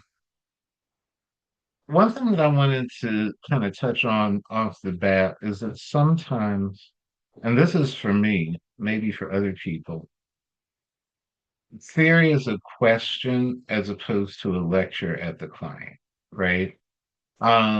This is just a point of how do you enter into conversation and conspire with your client when you are starting to work with theory with them. And it's also a recommendation to explain the theory to clients. I've had clients come to me who've had therapy with somebody else. Well, what did you do? And it's kind of like we just talked, right? So this is just an encouragement to invite the client to be fully engaged no matter what you're doing with them, okay? So if we are talking Maslow as a modality, we're talking about what need is threatened. Carl Jung is talking more about what meaning is trying to come up. Piaget is making sense of what's going on. CBT is the way that the brain is interpreting the stress, what is active in them. DBT is a skill that's missing when there's some sort of stressor or emotional thing going on. And then IFS is parts. Now, do people need more clarity on DBT? Because I'm going to give more on IFS because it seemed like several had not heard of IFS before. CBT, I work from an assumption because that's kind of like the bread and butter of being a clinician. People have an idea about it. Can you just fill me in on how comfortable you are with DBT? Are there people who are uncomfortable with it? Okay, cool. That just is kind of how I just need to know where skill level is. So theories will name the problem and get the correct intervention. So if there's a problem with belief and the cognition of it all, you would use CBT. If there is emotional overwhelmment, then it's DBT. If there is some sort of an internal struggle, IFS is really great. IFS again is kind of like the movie Inside Out. So in the movie Inside Out, there was self, and then there were all these emotions that would just flare up and take over, right? If you think of the individual having different parts that are running different things, that's what IFS is, right? So if there's internal conflict, IFS is a great thing that you can use. I'm You know, sorry. yes, go I ahead. I have a question about IFS. Is it another therapy or is it internal family systems therapy? Internal family systems is IFS. Those Okay. Okay. IFS is just internal family systems. Yeah. Okay. Cool. Good. Yes, sir. I just wanted to make sure because I've done some IFS with a kid who had autism and his parents. So that's why I was like, is this the same thing that I'm talking about? Absolutely. Yes, ma'am. Um, I appreciate using narrative work. I'm very much Jungian in my practice. I tell stories and I invite clients to understand their lived experience as a story. One intervention modality tactic that I use is to invite the client to explain to me what they're seeing on the movie screen. So that separates them from the issue, can help alleviate blame and shame, and talk about it just as a thing, right? Is there an unmet need or need that is threatened? That's when I will put up. I literally put up because I only do what do you call it? Telehealth. I will put up Maslow's hierarchy and explore which need is not being met so that they understand it. I personally also explain Maslow as you have to get the bottom tier before you can move up. Not everybody agrees with that. I personally see that you have to have safety before you can have a friend. Okay. You're not going to be a good friend and have good friendships that way. So if you use this kind of like as a decision tree to make the determination as to what you're going to use to help the client grow gracefully, this is what I'm asking, right? So let's get clinical with it. CBT basics, identify automatic thoughts, the core beliefs, notice the avoidance or the behavioral pattern, challenge the distortion. Now, challenge the distortion is not telling them they are wrong. And this is something you have to really develop strong clinical skills so that the client does not hear blame. Because now you're disturbing the therapeutic alliance, and how are we going to work well together? Okay. The concept of an unhelpful interpretation, unhelpful takes the edge off of it a little bit. Then you're going to introduce the new behavior, and through repetition, it helps. Now, if you've ever done anything with psychedelics or read anything about psychedelics are recommended when people have specific blocks that are hard to get past. You rebuild neural pathways through reward. Reward always works better than punishment. So as you're working with the client and they're developing this new neural pathway, encourage them to figure out how they can become, how they can reward themselves, how they can reinforce the behavior that is wanted so that that keeps going on and on. Make sense? With aging, the catastrophizing piece with the CBT. Everything is horrible. Well, is it everything or is it the social? The all or nothing. I'm entirely weak. Are you weak or not? The young lady earlier talked about the handshaking. That's a very specific thing, but the way it could be interpreted, if I heard it accurately, is that then becomes this is who I am, right? With men specifically, if I need help, I am weak. We're looking at the belief system and how that became wired into who they are. The over identification with whatever the masculinity is. My worth is my worth is my productivity. If I'm not producing, there's nothing left to me. And then if we're going to midlife crisis, fortune telling, no one will want me as I age, so I'm going to try and do a lot of young stuff. The avoidance. I am familiar, my neighbor. He had actually taken me to have one of my eye surgeries, or he'd pick me up.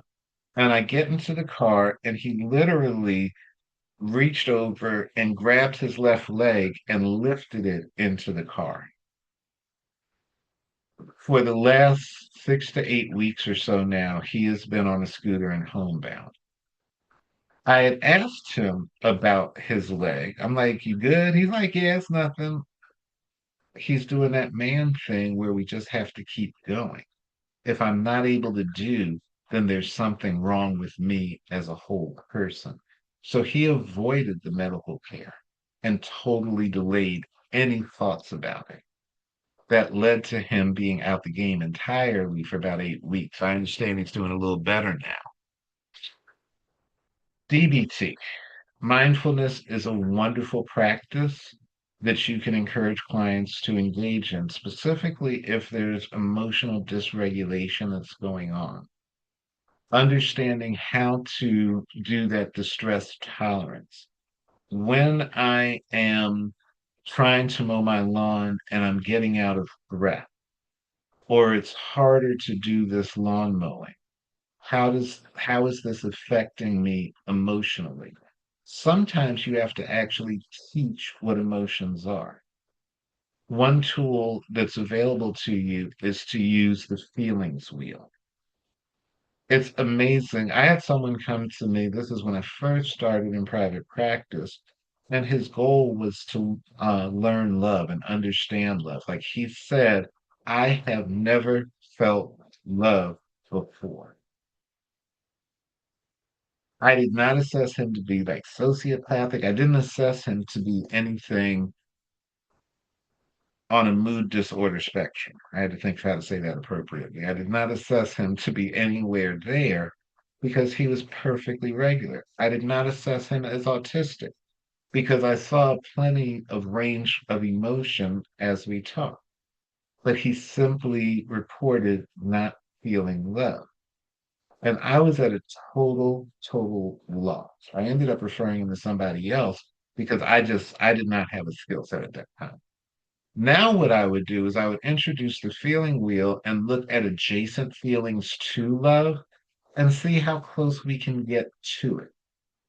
The mindfulness is just being able to sit with the emotion and name it first so we can deal with it. NDBT, emotional regulation, reduces the vulnerability, increase emotional skill. I don't want you to feel like you are vulnerable per se, as in weak. I want you to see vulnerability as a strength, and that reduces the negative connotation of vulnerability. Okay. Interpersonal effective with DBT. You can be used to just doing that man thing. Well, we got to do it this way. It's my way or the highway. How can we more effectively build boundaries and expectations so that we keep people around us? A lot of times I've witnessed when men are older, part of the reason they're alone is people don't want to deal with them because they've been so type A and just steamrolled over people. And I'm wondering if anybody else has seen that because it seems to be statistically disproportionate that that is a reason that men, as they are getting older or are older, seem to not be able to build and maintain friendships. Do you think that that type A-ness and running people over and it's my way or the highway is a real thing, or am I just getting a statistically significant number of people and it's really not that big a deal? No, I've seen it a lot Mhm. with my families and patients. Okay. What is the intervention that you do there? Honestly, it kind of just depends on the family and the situation because I'm hospice, so they may be focusing on very imminent end of life and not wanting to deal with anything else. Sometimes they do want to address those family issues, in which case, then we try to kind of see what's going on and meet them where they're at. And I honestly, I've been doing it so long, I kind of have picked and pulled from this therapy and that therapy. I don't have a particular type I use. Um, but like I said, just sometimes they don't even want to address those dynamics, and we just try to address issues as they come up to get them to the end of their life as comfortably and peacefully as possible and to support the family. Um, I appreciate that. I'm wondering if people have, either you, Miranda, or others, have seen that type A-ness as the only emotion they have access to, the anger, the control, as the only emotion they have access to. Definitely see that anger and control a lot, and a lot of I think a lot of helplessness underneath it because that sense of they've lost that control. I've had elderly men tell me that they can't do anything anymore, so they might as well be dead because they can't take care of the house, they can't take care of their family. They can't fix the sink that's leaking. So there's a lot of that just comes out in anger. Yeah. In part, that speaks to my assertion that aging and growing old gracefully starts when you're 20 and 30. Because if you understand at a certain point you won't be mowing the lawn, then where else is your personage? Where else is there? Where else are you relevant? You know? Any other thoughts on this?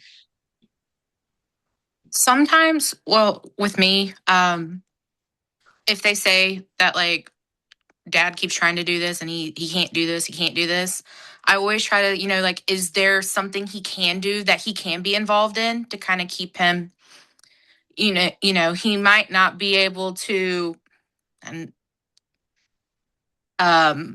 if something needs fixed on something, like maybe he can tell you how to fix it and you can get down and do it for him. Like, let him still feel like he's a part of whatever the task is. And then sometimes with my patients, when they are very like controlling and angry, I kind of like, okay, in a perfect world, how would you want this to go? What what would you want? And then try and see if there's any way we can accommodate some of that. Getting the family involved to help them do things. But so that's kind of how I would handle that. Is there anyone who tries to help the client access what the emotion actually is? And that's assuming that the client wants to, but does anybody help the client narrow or move toward what is there? And I offer you the image of the anger iceberg as trying to explore other emotions and work with that. Anybody doing that?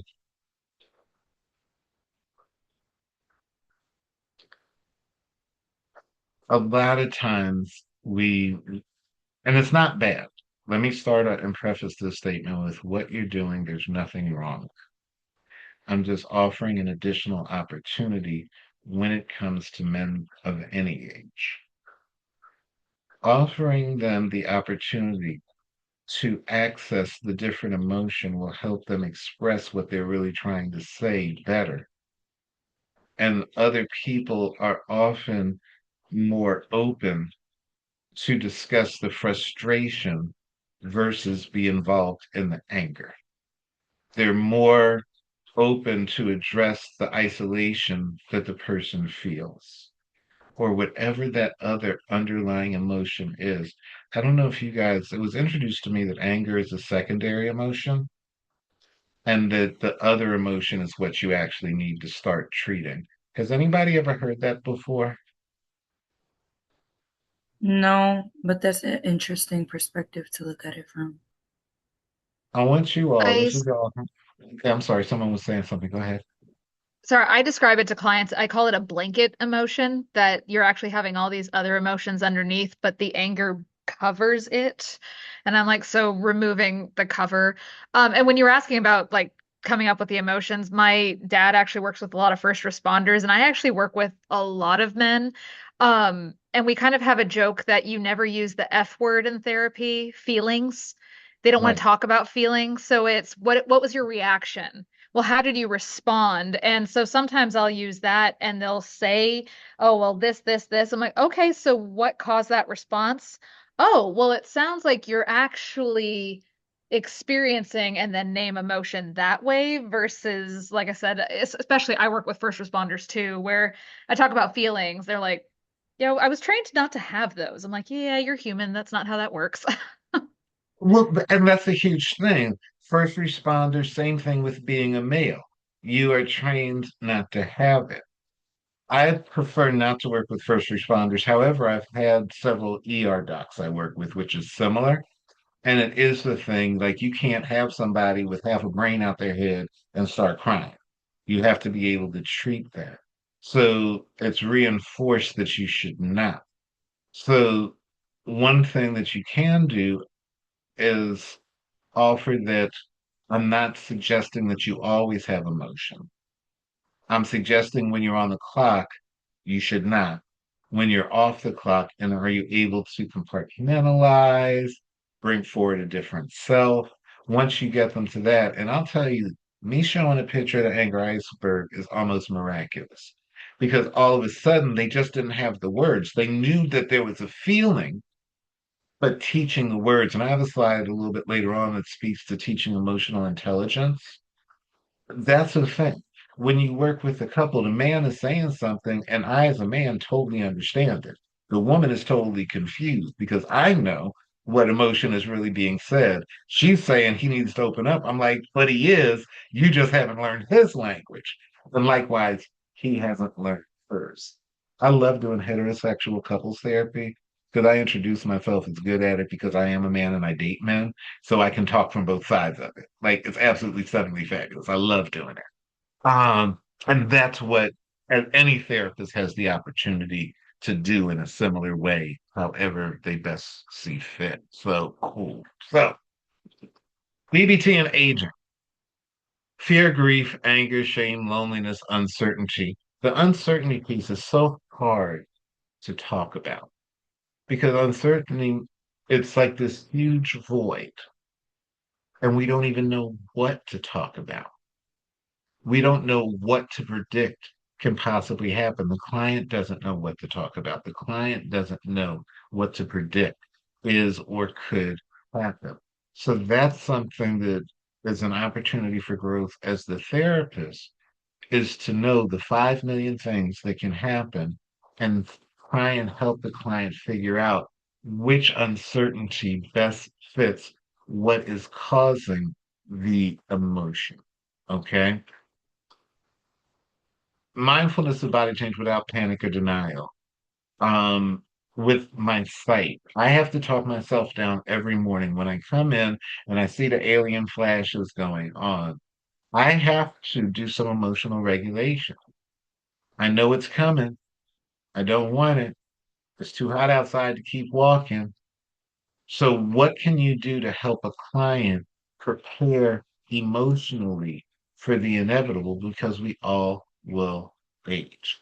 The stress tolerance we talked about a little bit, the emotional regulation. I put the image of the wise mind up here for that. When I was doing inpatient mental health is when I was first exposed to DBT and the wise mind. And I find this to be something that is really helpful in dealing with men specifically. Men tend to do that reasonable mind thing okay, but they do that emotional mind thing not so okay. And when you introduce to a man who is steeped in masculinity that I want you to come into emotion, they're trying to push it away. If you introduce it, no, I don't want you to give up your masculinity. I want your reasonable mind. I want your logical mind. There's huge value there. But you'll feel better if we can integrate that emotional mind so that we can create that wise mind. So I offer this simply as a different way to introduce emotions to them that is not as threatening to who they understand themselves to be as a masculine individual. Okay. Opposite action, I think it was Shelby who was talking about the magical thinking earlier. When I talk about opposite action, I offer the magical thinking. Let's just pretend it's a totally different situation.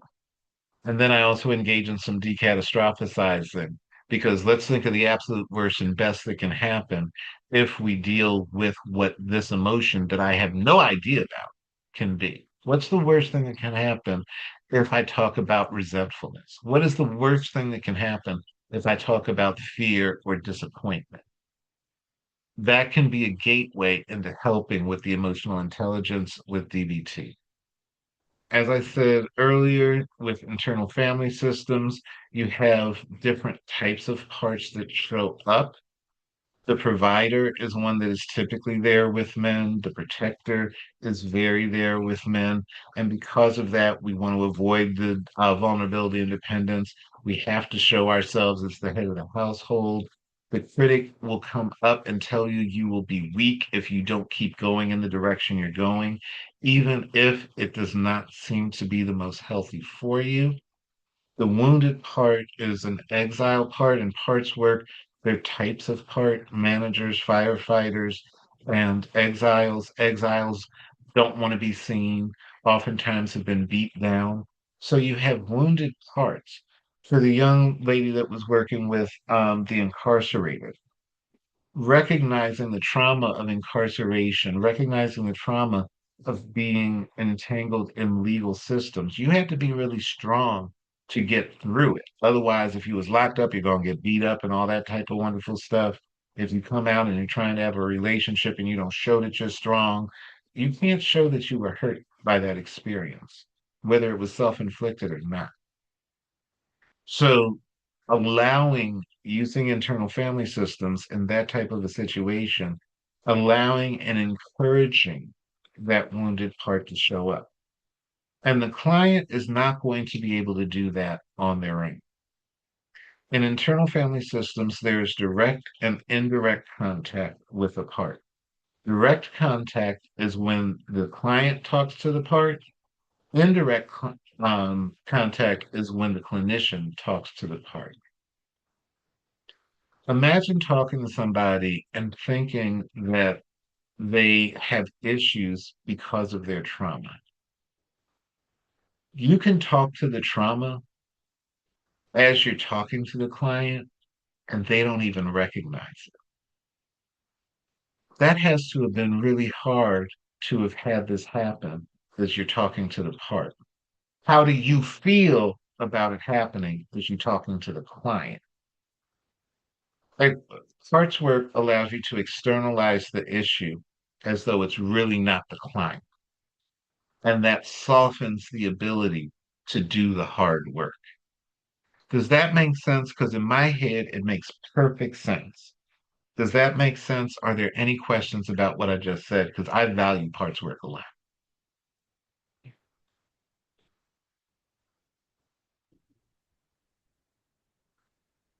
Do I take silence as y'all get it? Are we good?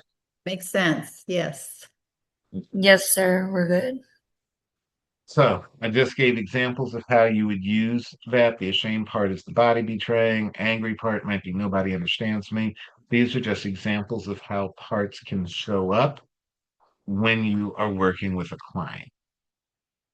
Helping the client to understand the part, what part is stepping in to protect, what part is developed from what experience.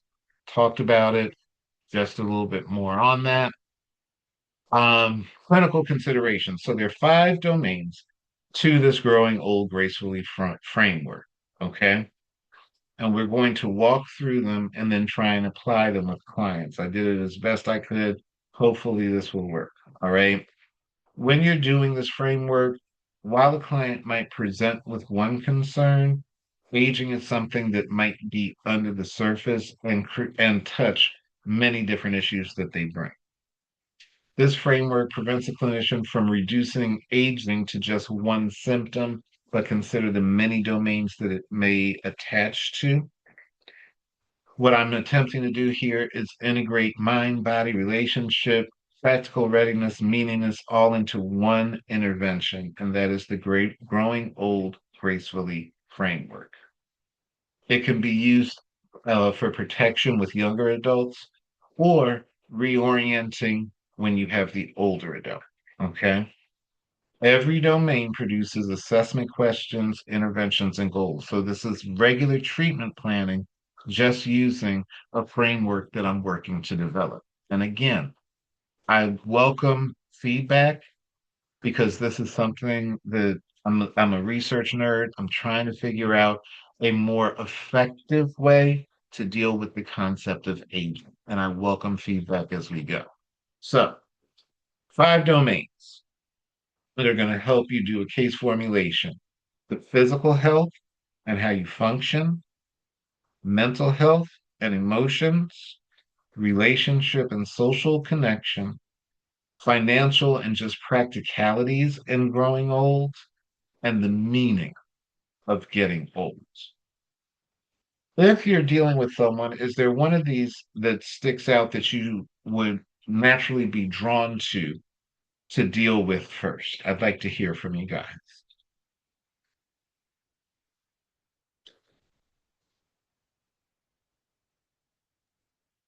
I've been really interested in the idea of legacy and how important that is to older adults. When they start doing their own internal life reviews and stuff, there are things out there that people have developed to help people tell their stories, either in a sense of memories from the past, and or just things about themselves. Um, I found that from what I'm reading, it really helps people to kind of identify where they have been and the values that are associated with that. You said that there are things that are available to just one off the top of your head that comes to mind, because I'd be interested in looking at what exists. Well, I'm thinking about Storyworth, STORYWORTH, and it's just it's something you give to another individual, or you can buy it for yourself. I think it's about $60 for a year, where Mhm. they present so many questions, or like about your childhood, especially about your childhood, and what memories stick out to you, like maybe going to college, or what kind of roommates you had, and things, simple things. But I just find them very good. Or someone can buy it for you, where they give the questions to you. um they can pick out questions for you. So a lot of families do this, which I think is very enriching. I've never heard of that. It sounds wonderful. I was thinking that there has to be things that are cultural specific, where in certain cultures, storytelling is part of the culture. So I Mhm, think I mean, it would be naturally embedded in there. Very interesting. Huh. mhm, I personally like legacy out of all of this because, in a way, legacy encompasses everything. In a way, while each mhm, domain does have its own individual thing, legacy is what ultimately you're leading to. So that pyramid of Maslow is in my mind. So everything you're doing leads up to that. So assumedly you've done all the rest by the time you got to legacy. So again, I'm kind of toying with what this means and how it looks. Does anybody else think that either of the other four would be what you would lean toward first, or is everybody going to lean toward legacy first? Before this, I probably would have led in with the health and functional independence, because that's kind of with men, the whole as they're aging and the where it affects the mental health, where they can't do the things what they wanted to do and things like that. Um, but I definitely can see where, even coming at it from that perspective, then going and really going into their meaning and identity and purpose, to tie that back into that, to kind of help them realize that, as life changes, that doesn't mean that just because you need to do something differently doesn't mean you can't do it, or that you're not valuable or important. Um, and kind of finagle that in terms of working with them. Oh, Greg, this is just a little aside. So I've already told y'all I'm a sociologist. I'm also a teacher. And you just, touched my little heart. I'm gonna make it through without crying. You said before this, which means that as you're sitting here, you are actually thinking. So that's just a little aside, and I just want to give appreciation for that, because that did make me feel good. But there's that. I hope you guys, when you're working with clients, give hugs like that. Like, I'm not so much a cheerleader, but I do give hugs. And that's just such an important part of social work and the therapy process. So I just kind of modeled that, and I wanted to call it out right quick. So, domain one: physical health and functional independence. What's hard about your body changing. And then if you're 20, and you're working with somebody 20 and you wanted to institute some things here about growing old gracefully but starting early, how would you deal with change? What do you need to do before the change happens? Health concerns that you're avoiding or minimizing. Oh, it's not a big deal that this is going on. And the definition of independence. If you're working with someone who is resistant to growing older, independence is a huge thing. So, how do you define that? Me finding that insurance I talked about earlier, where you can get the in home care, made me feel real good, and partially because it still felt like there was independence. Even if I'm reliant on you to cook my meal, the fact that I've been smart enough to invest and get this resource lined up for myself make just that action makes me feel independent. So for me, in this growing old gracefully framework, I'm thinking ahead to where I may not be able to do and what do I need to do to prepare. Okay. Example of how you can do that with clients. Medical lifestyle changes and the masculinity in general. Through this entire thing, the thing that cannot be avoided is every single slide masculinity is a part of it because I'm talking specifically about men.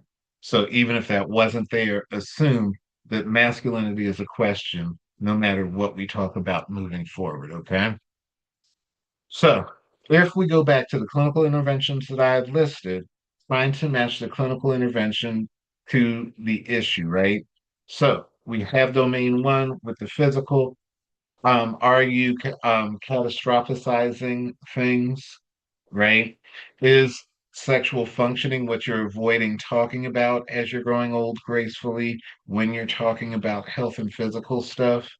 DBT, are you going to work with clients on distress tolerance so that they feel it, but they're able to manage it better emotionally? IFS, that weak shame part, burden on other part is the shame part that might show up. And do we want to talk to that? Of course, you can do the resource referral, social workers do that all the time. But the behavioral activation is what you're trying to do when you're considering what clinical intervention you're going to do. What are you trying to activate in the client that helps them move toward the best health? All righty. I'm trying to tie what the domain is to what the clinical intervention would be so that you move very purposefully as clinicians working with your clients. Second domain, mental health, emotional resilience, right?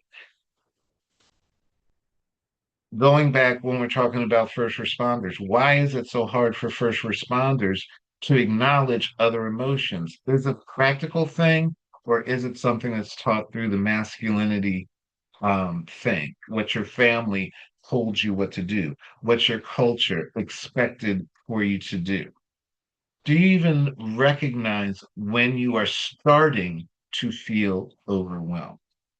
Sometimes men are going through this process, and we were talking about anger earlier, right? So we're going through this aging process, and we start seeing someone get crankier over the years. That is someone who is not recognizing when they feel overwhelmed or what overwhelmedness is about. Are you allowed to actually grieve? I'm sure many of you have heard the term pour some out for the homies, right? So I do that, but is that really grieving? That's an action, but hasn't addressed the emotion. And then what are you really protecting yourself from? What's the deeper thing that we're not actually saying? Again, anger iceberg. We're seeing the anger. Is that just protective against dealing with the actual emotion of disappointment? CBT, keeping records of your thoughts so that you actually know what's going on. Entering into the restructuring of how those neurons are putting things together. DBT, do we need to use that wise mind? Crisis planning was part of when I get older, this is going to happen. I want to not feel that. How can I mitigate the possible things that may happen? How do I protect against the ghost before it jumps out of the closet at me? IFS, working with those protective parts that are trying to numb. So let's go back to the person who's drinking or looking at too much TV or something like that. There is a part that just automatically, does everybody know what 4 p.m. is for all old people?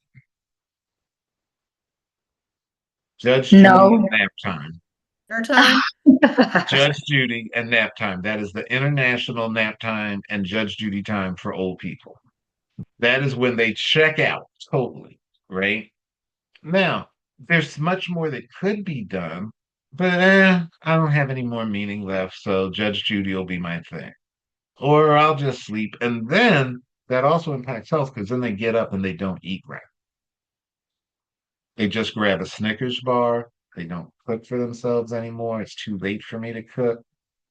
These Cup are of things. coffee. What happened? I said a cup of coffee. Did you know my mother? No.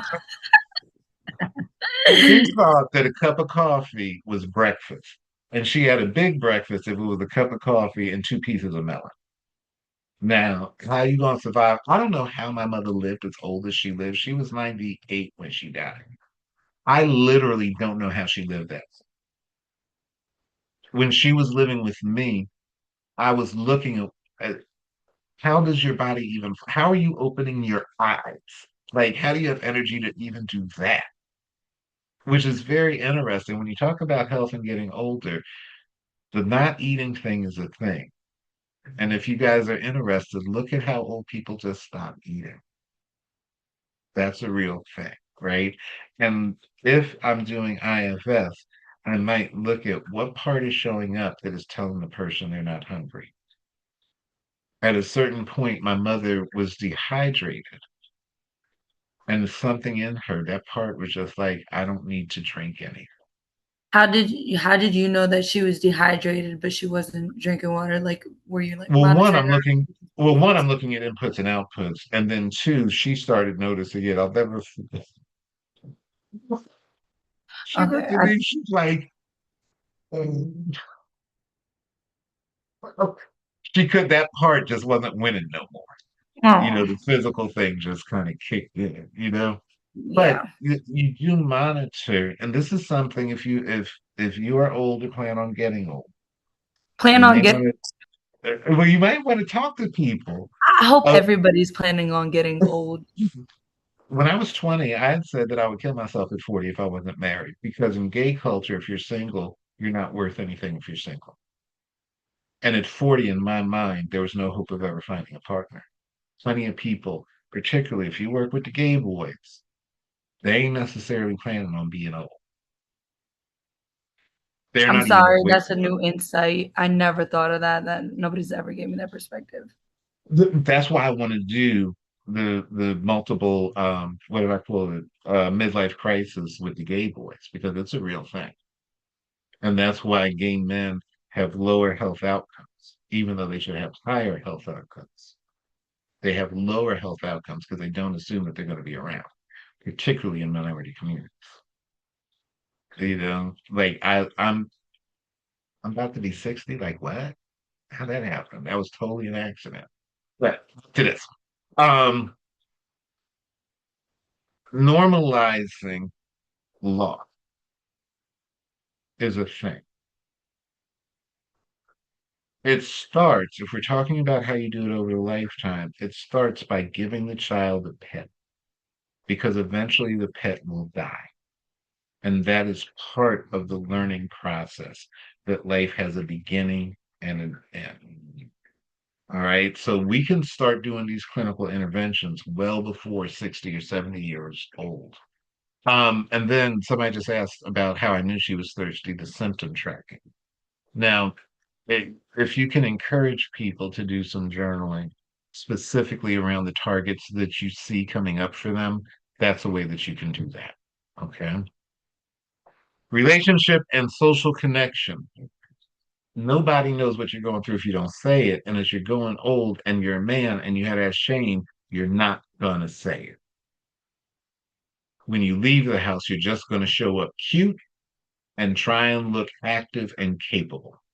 That's what men do. There's a book, if you're interested specifically in understanding Black men, there's a book called The Cool Pose by Majors and Bilson.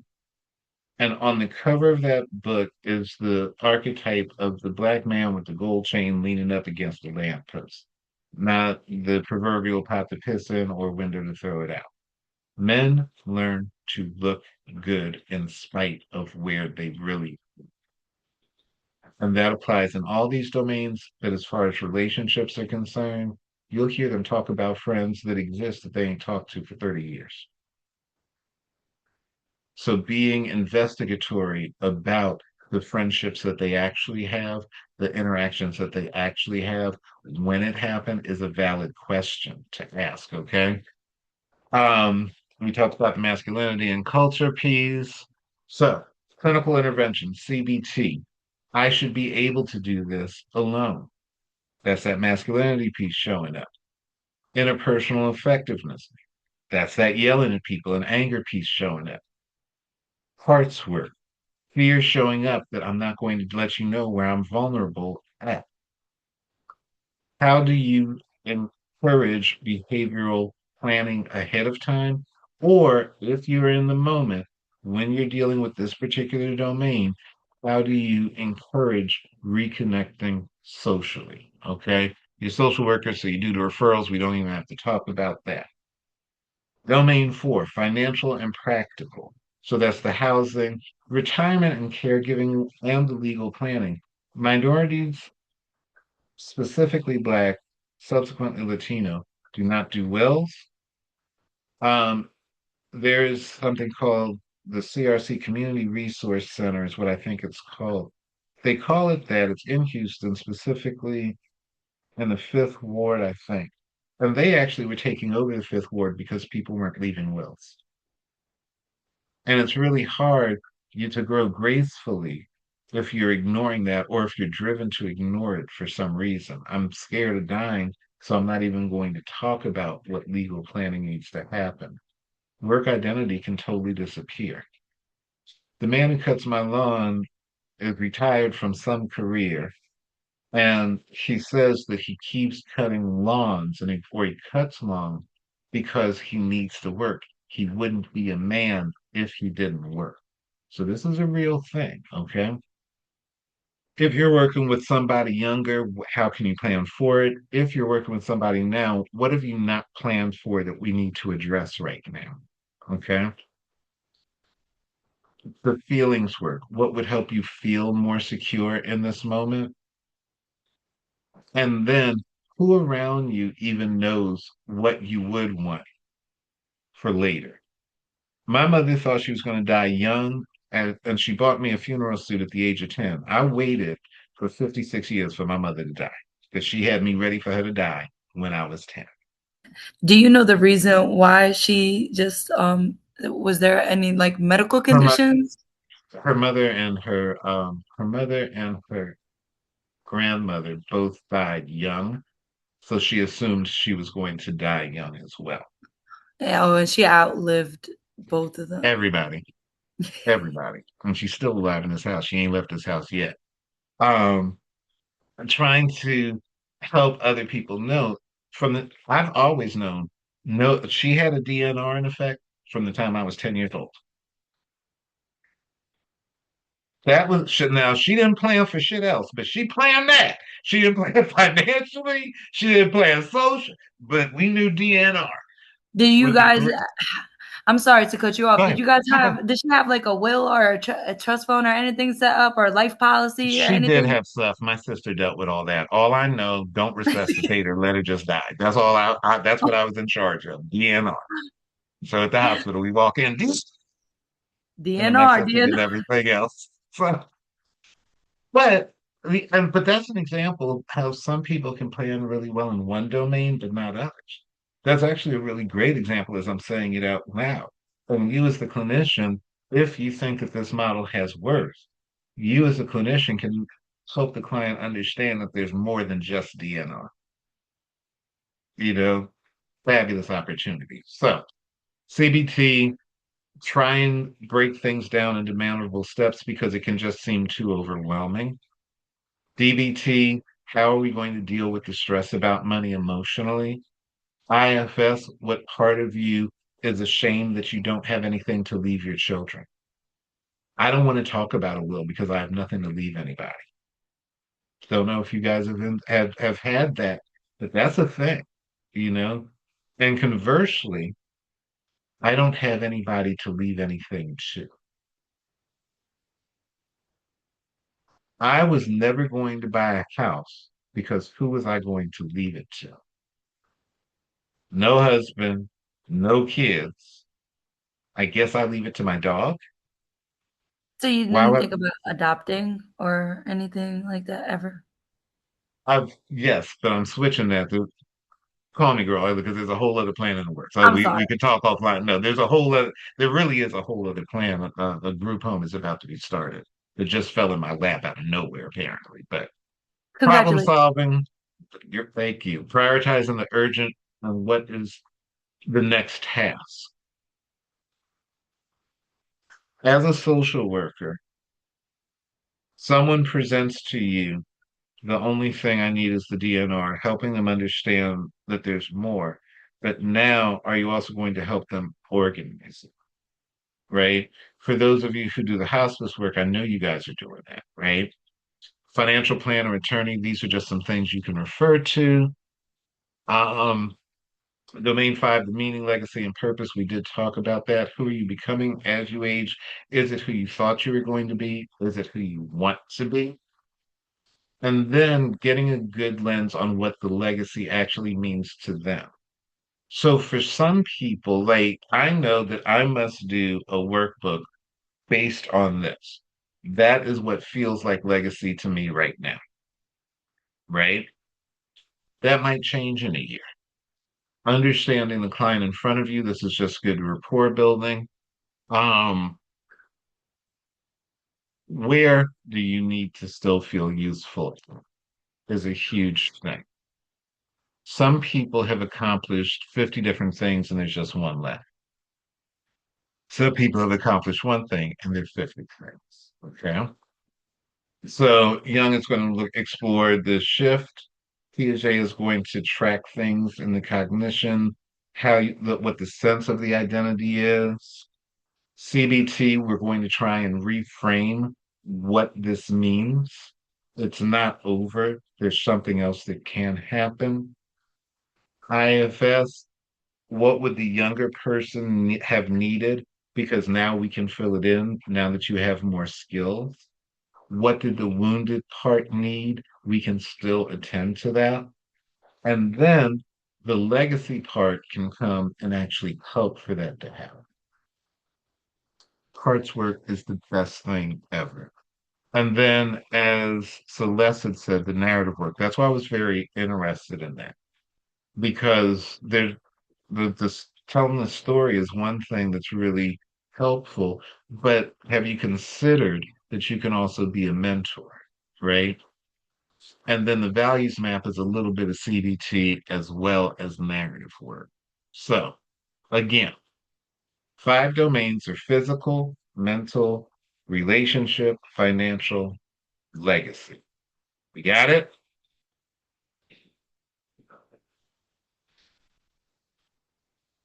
Think of any client, family member, community member that seem unprepared for aging. Are you aware of how you would then interact with them? Did they need help coping, help from others? All of those various things. Just generally speaking, take a moment of mindfulness to get in that vibe because I'm going to give you an activity.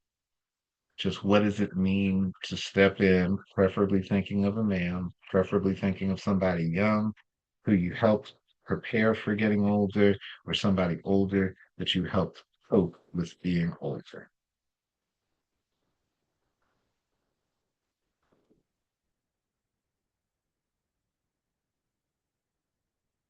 Were there multiple domains that you dealt with? I want you to think about that. Is it just one or there are multiple domains? I want you to be able to think about that.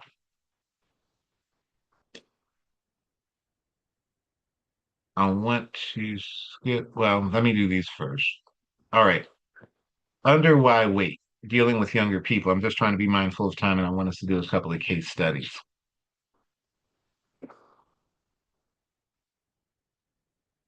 You don't wait if there are opportunities that present to you when you are working with younger clients, because your earlier habits become your life outcomes.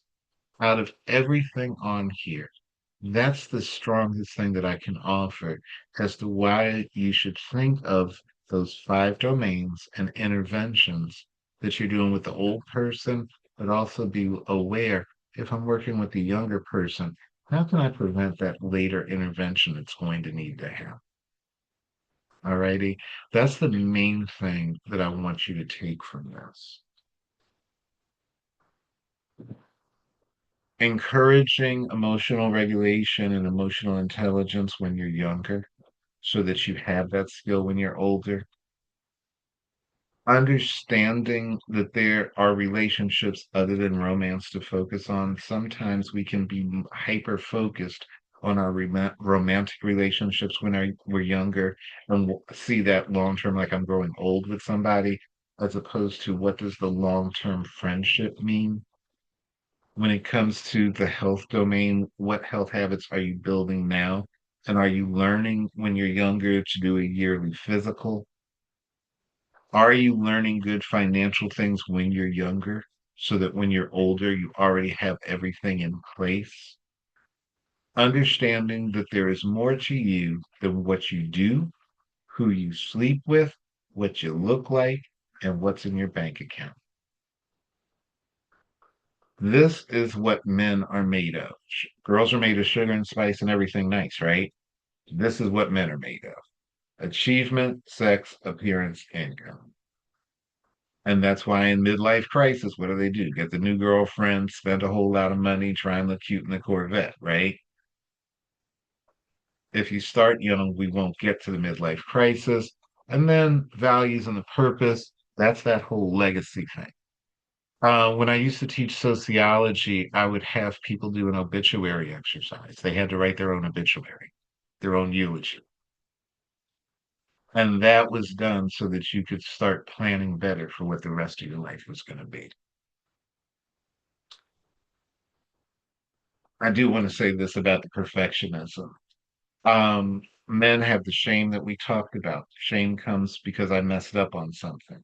That comes from a perfectionism type mindset, having to work a whole lot, not being in touch with my emotions because they block me from being on. You know what I'm saying? Learning how to integrate the emotional work into things so that you aren't just a workhorse, strengthening the intimacy and friendships, and how do you repair relationships? Men will be like, screw it. Well, is that effective when it comes to lifelong friendships? I already talked about normalizing the medical care, and the life identity goes to the legacy. Future self work. What are you doing in your 50s, 60s, or 70s? You think about that when you're 20. Alrighty. Just reinforcing that concept here. And now we can talk about some culture with it. Every client has their own intersections of race, gender, all of those things that impact the way in which they grow older. Aging is going to happen. It's universal. However, your lived experience is different, right? As clinicians, you've already been beat over the head about race, gender, all of those things, but this is simply asking you to apply it in growing older. Are you guys familiar with what a two-spirited person is? Anybody? I'm sorry, can you repeat the question? What a two-spirited person is? Yes. What's a two-spirited person, Greg? It's a person that in indigenous populations identified both the masculine and feminine aspects embodied typically in one person. So it would be closer to somebody who would be gender fluid or gender queer. That's what, yeah, those newfangled terms I don't like because I'm old. But you are correct. This is a Trust me, I'm old person. too. This is a person who I found that showed up under two-spiritedness. The cool thing about two-spiritedness is not the reason I push back against fluidity is I don't think that it applies as well as it could to two-spirited, only because it is understood that if you are two-spirited, you embody the best of male and female. For me, the gender fluid is just I can go any different, not in a shady way, but I can go any different way. I don't mean that in a shady way, but with this, it's like I am always both, and I am always the best of both. I think it's one of the coolest concepts ever. If you want to go beyond the cultural awareness thing, we got the cultural competence. What do you know about the population? Cultural humility. What I don't know about the population. Cultural responsive. What am I going to do with the population? Intersectionality. Am I paying attention to the various cultural things that are showing up? This goes to the question I asked earlier. How might your own assumptions or values, culture influence the assessment and plan? I only put this here for you to be aware of what you're doing. Own that you are bringing yourself to the table because clinicians are also humans. So it is not abnormal to bring your own belief.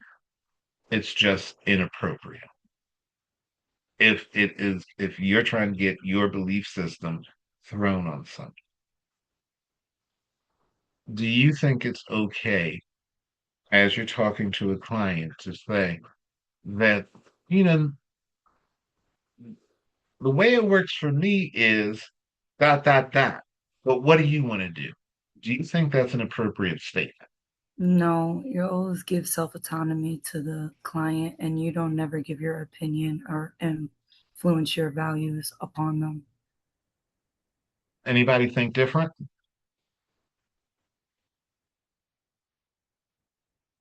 I think, and my role may be different because I have people again that are court ordered and everything, but there's times that they don't maybe understand and they have to learn or how things might be and what things are like or they're asking like they can't imagine a world where you know what you go through and you're not getting worried about getting pulled over for not having a valid driver's license at all times or things like that and kind of showing them well this is how the world is designed to work and kind of holding them to that sometimes a little bit more not in a therapeutic sense in a case management sense but it is a role that as a social worker I have to perform. That's an interesting pivot because you're taking the accountability off of self and putting it on the world. This is the way the world is set to work, right? Have I don't uh, who's in private practice? There were a couple people in private practice, right? For those are in private practice or in any role as therapists, do you ever have a client come and say, "Are you gay? Are you Christian?" or ask those types of things of who you are? Yes. And They'll what's come your ask if answer? I'm married or if I given my life to the Lord or something like that. And what's your answer? I just be honest and tell them I have. Or if I don't have kids, I just tell them I don't. If I'm not married, I'm not married. And they be like, which answer? I'll be like, well, I'm waiting on God to send me somebody. I'm focused on my career and taking care of you guys. Does everybody think that was, does anybody think that was inappropriate self-disclosure that she just did? No, because it related to whatever the session was about, unless it was just random information thrown at them. I do sometimes ask when that's approached? Like, is that a concern for you, or would that change things for you? If I was this or if I was that, because I've definitely had a lot. Actually, it was one of my first clients who, um, black lesbian, and she's like, "What do you know about my life?" And you're like, "You're right. I know absolutely nothing, but you are the expert here, and so I will probably defer to you. But I have this experience with mental health, so let's work together on it," sort of a thing. Y'all are so appropriate. I am not. Well, I got in trouble while I was working with kids that have autism. I Mhm. said a word that was like too big or like too serious like of a word. Like it was I'm not sure exactly what it was, but it was too much of a real life um like adult mature word, and it humbled me real quickly, and I was just like, darn it, like I thought I was doing good, but the whole time that I actually did something wrong, you know? And having to check yourself or being told by like your supervisor, you get to the point where you're just like, okay, I have to Mhm. watch myself. The way that I present it, if I am saying in my work, it is meant to let you know who you're dealing with, one, let you know what I know. And what follows that is, so help me understand what we gonna do because this is different for me. I don't find that to be inappropriate. Plenty of people would, and I'm okay with that. I'm totally okay with it. But I want you to know what my biases may be so you can check me. And that's how I'm presenting. Because I want you to understand. The first couple I ever worked with, I'd never done couples therapy, never read a book on couples therapy. They found me and decided I was the couples therapist for them. And I'm like, I'm single with no kids, and I ain't never done this before. And the response was, no, you the one. I'm like, okay. And that's how I learned how to do couples therapy. I just learned on the fly, and they ended up. I mean, it was actually fabulous, and I got multiple referrals from them. But own it. That's part for me. That's part of just owning who and what I'm bringing to the table. So do what you know to do is best for you always. But I offer that because sometimes we forget that we're human, and that for me is where we err. Because I we can say cultural humility and all that all day, but if we ain't really for real with who he is and what we think about it, even to the point I've told people I can't work with them because I knew what I was bringing to the table, and I didn't feel like it was in their best interest. And that doesn't just have to do with a skill set; that has to do with the personage of Stephen Hayes. You know, so I just offer that to you guys to think about. I digress. Intersectionality. If you want to know the original of intersectionality, this is what I know to be the original of intersectionality. Patricia Hill Collins, Matrix of Domination. She dealt with the layers of how you are dominated in society, right? So as a woman, you're lower, then as a lesbian, you're also lower. So that's where I learned intersectionality. Read her original book. It says everything so beautifully. Um, Patricia Hill Collins in The Matrix of Domination. Look that up if you are so interested and led to. I wanted, where'd it go? Because I'm,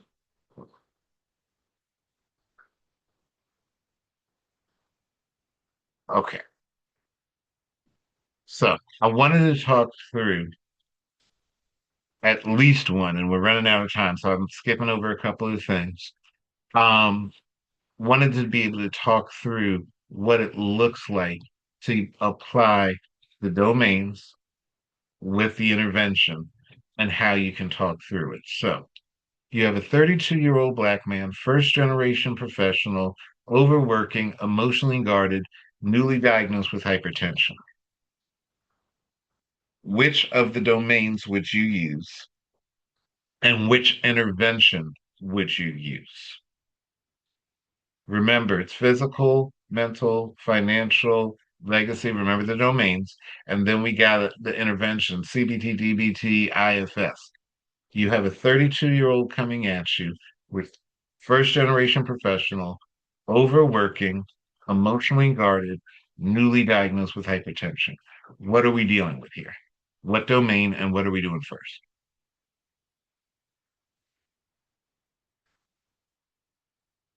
I believe it was DBT that said something about overwhelming, or was it CBT? I feel like we could DBT. start there. Well, I'll tell you, you can use any intervention and no answer is wrong. The clinical question is why. CBT is changing the way you think. DBT is dealing with the emotion. Are you suggesting that there's emotion presenting that needs to be dealt with or a thought pattern? I believe emotions got to be addressed because he says that he's emotionally guarded. So we have to kind of break down his guard and get to him and understand emotionally where he's coming from and why he is feeling the way that he's feeling. And how does that relate to growing old gracefully? Based on what you've heard today, how does that relate to growing old gracefully? Because he might be like, for example, that old guy that you said comes and mows your lawn. He feels like he's not gonna, I guess you could say, be a man if he isn't working. And since he's first generation, he feels like he has these higher expectations to live towards or meet these certain type of goals for his family. And maybe at 32 years old, in a couple of years, he would start to feel the overload of emotions that he's been carrying. That's really because he's been trying to work up to these expectations and standards from being first generation. Makes sense. Makes total sense. Does anybody else have a different clinical intervention that's going on here? I think I would go with legacy and I would use IFS because all of the different pieces here are parts of him.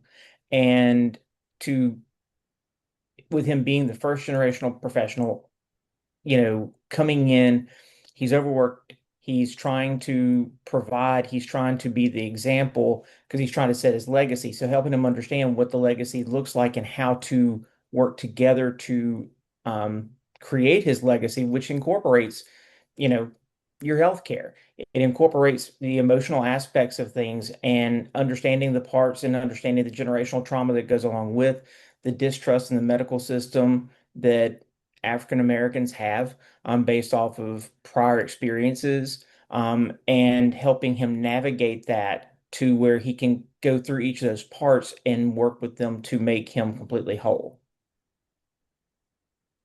Outstanding. Now, if you listen to the way the two individuals just presented, they chose different things. Was either one right or wrong? Absolutely not. I just want to point out how this framework is like any framework. There's a lot of flexibility in the way that you can approach. Now, this does not say what the client stated his goal was, right? If your answers might change based upon their stated goals, but outstanding. You guys are getting it. Then, all right, 45-year-old Latino gay man caring for an aging parent, financially stretched, spiritually conflicted, and disconnected from dating and community. What y'all gonna do? Latin gay man caring for an aging parent, financially stretched, spiritually conflicted, and disconnected from dating and community.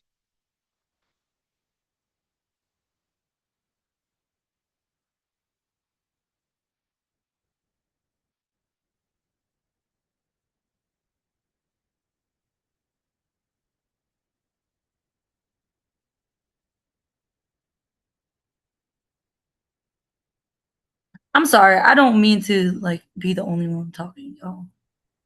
But from my point of view, I feel like a narrative work would work with him because he has a plethora of things going on with him, and it's not just dealing with just emotions or just his cognitive being. I feel like it has a lot to do with everything. He has a little bit of financial problems going on, spiritual, and his disconnection and isolation from the dating community.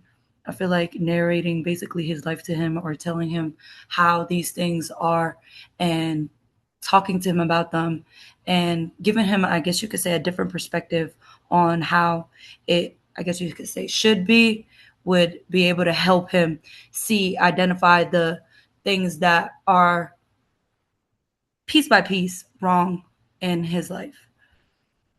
How would this relate to the growing old gracefully? So he's 45. How does this then, whatever intervention you're choosing, how does it relate to growing old gracefully? Thinking of the different domains, thinking that he's 45 and not 70. And I feel like this is the point where he would be having like his midlife crisis and growing old. It's probably he's really realizing what's coming with the age, and he's finally, I guess he's in a hard, like I said, the crisis stage of his life. And I'm sorry, I just had a brain fart. So, Here for an this is what age. I would suggest here is that the planning, because he's planning for people around him, but it's Mhm. also planning that he is not necessarily done for himself. So there's a lot. So there's the financial piece that we could address, Yeah. right? Mhm. There's the meaning piece with the spirituality. There's the planning for getting old because I'm taking care of somebody. I'm taking care of them. Did they not Already. plan well? You know what I'm saying? Yeah. So the reason that I started out with people who weren't actually old yet is that your lived experience right now at 20, 30, 40 is informing you about what 50, 60, Is looking. 70 can look like. And do we need to get a hold on this now? This is important because people are living to be older than they used to live, you know? Yeah. So, you know, it's not odd to have a bunch of 80-year-olds running around here. And who's going to take care of them and their needs if not us? And then you're looking at like who's gonna take care of us when we reach that age. Well, if you do this, you'll be set. If you follow this formula, allegedly, you'll be set because you will have thought about it and will have done some level of planning as you go along. That's why I think this is important, among other things. If the average age, let's just say the average life expectancy used to be 65 and now it's 85. At some point, would you not think the average would be 95 or 105? So now you're going to have all these old folk who we have the medical technology that allows them to live. Yeah. But are we thinking about, other than just keeping the body going, are we thinking about that? That's part of why I created this, right? So, 61-year-old divorced veteran, recent diabetes complication, reduced work hours, irritability, isolation, fear of becoming dependent. Is there something that stands out that needs to be the very first thing that needs to happen?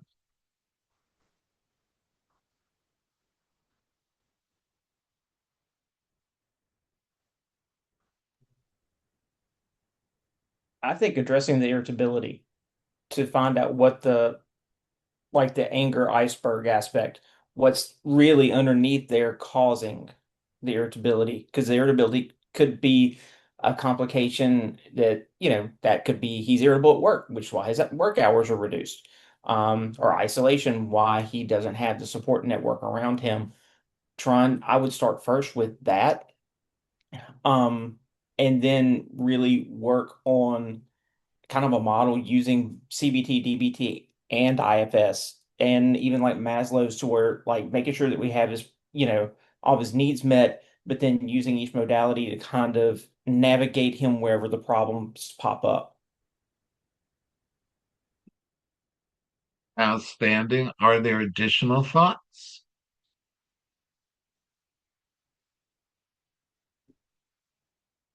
again, there is no right or wrong answer.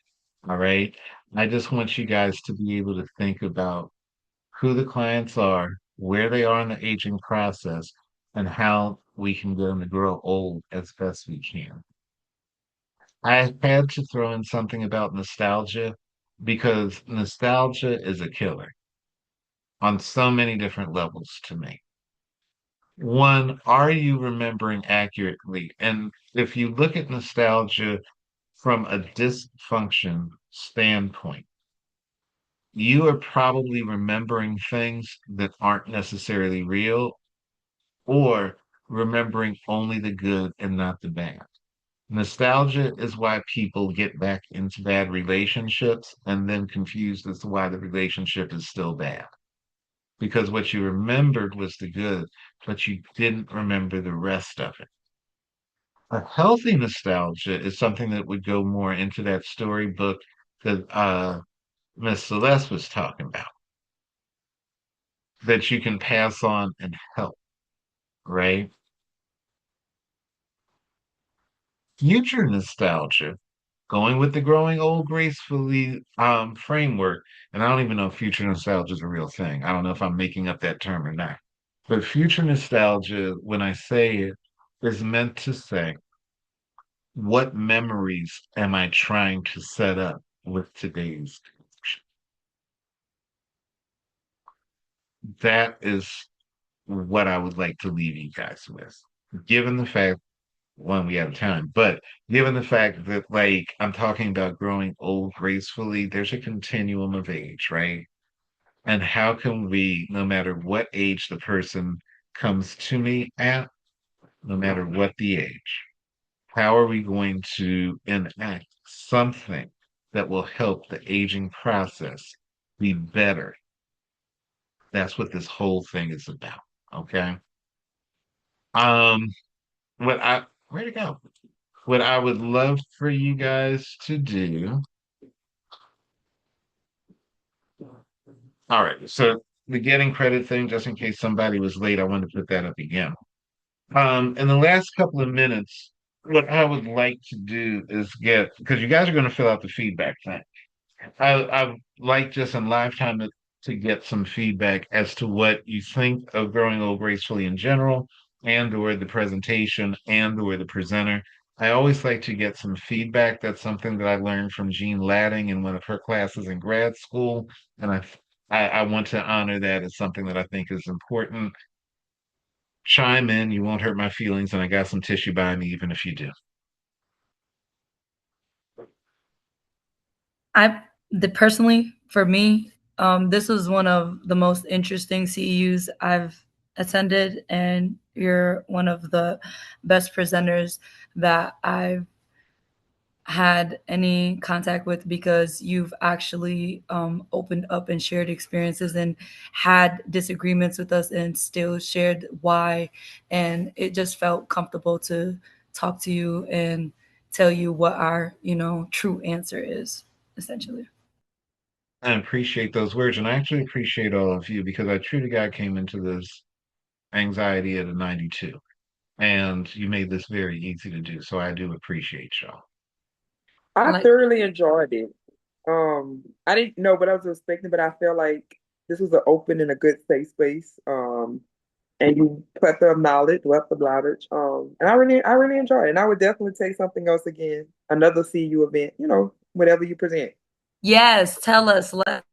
Child, I'm gonna pray on that because this has been more than a notion. Like I said, I'm cute, but I'm old. Thinking about all, gee, Lord, and then the technology. But I do appreciate you, Louise, and we all. What did you find this in the Where did you find it in the NASW thing? I think it was there, but I think I'm a part of the one for Louisiana. I think because I'm a part of that one Okay. in the social work group for Acadiana in Louisiana. I think that's how I saw it. And I was like, well, I'm working with, a lot of men in the nursing home setting who has a lot of regret, no support, and at that point, and they didn't think they would be there. So like this could be something that, I can use and just put in my toolkit. I appreciate you, Louise. Anybody else have thoughts? We got a couple more minutes, and I want to be legal and ethical before NASW yells at me. Well, I want to thank you for a great presentation. I love the questions and the experiences that were shared and the going back and forth in your insights. And you have stirred me to learn more about DBT and IFS. I really wasn't familiar with that. So I appreciate that. And this was a very great presentation. Thank you. I appreciate you, Miss Celeste, and I mean it. You call me if you need to talk to somebody, and I do, and I mean that. Okay. Yeah, thank you. I appreciate that. All righty, we got 90 seconds left. I just want to tell you, I've thoroughly enjoyed this, working primarily with men, also being a male in the mental health field. You're absolutely right that this is something that is like the undiscovered country, really. And I think that you really have challenged my thought processes in a very positive way about things. I wasn't familiar with IFS. Now I want to go out and learn about IFS and how I can incorporate that in practice. And I completely think that you're absolutely correct about gay men and the five midlife crisis, but not really midlife crisis, but it's like lifestyle changes as we're going through things. And as you flesh that out, I would love to have a presentation on that and learn from that as well. Well, then let me ask you, does it sound insulting to you when I say every man who sleeps with another man is a homosexual? However, every man that sleeps with another man is not gay. Does that land as offensive or confusing? I think some people might find it confusing, but as a gay man, it makes sense to me as I've had partners who would not identify as homosexual, but have had interactions, or some that would have identified as homosexual and, you know, been differently. So I think that that's an interesting point of view to bring out in flesh, but I think that's something that really needs to be talked about more in the community in terms of sexual fluidity and things. Because I got so many great ideas. I don't know if y'all familiar with Facts of Life, but Blair Warner always had another brilliant idea. I got all these brilliant ideas, but trying to actually make them come to fruition is hard. Hello, Delisa's little child. Um, it is 2 o'clock, and I want to honor everybody's time. And again, I really appreciate y'all for showing up the way that you did. I true to God was very anxious about this, and that is not my norm.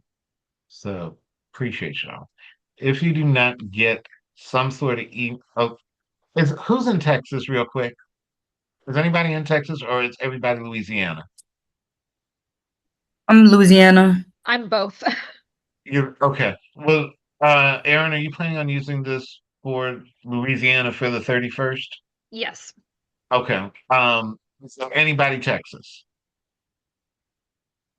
Oh my God, this makes my life so easy. Okay.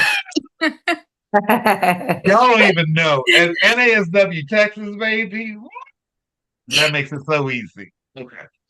So, If huh?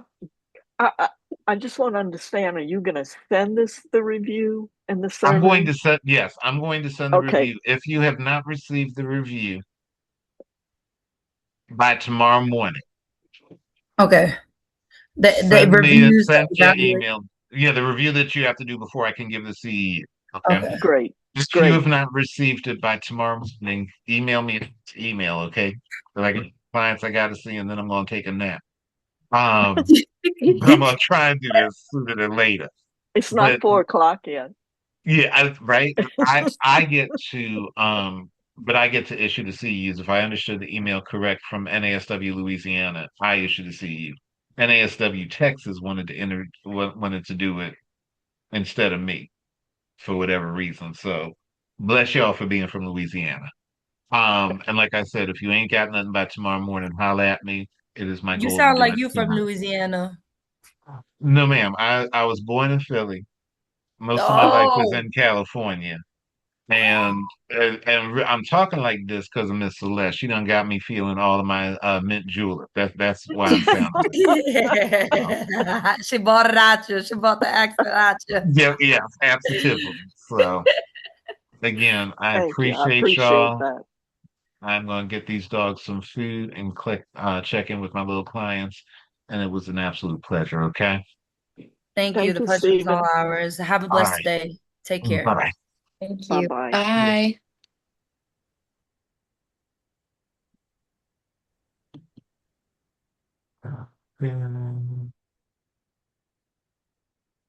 And then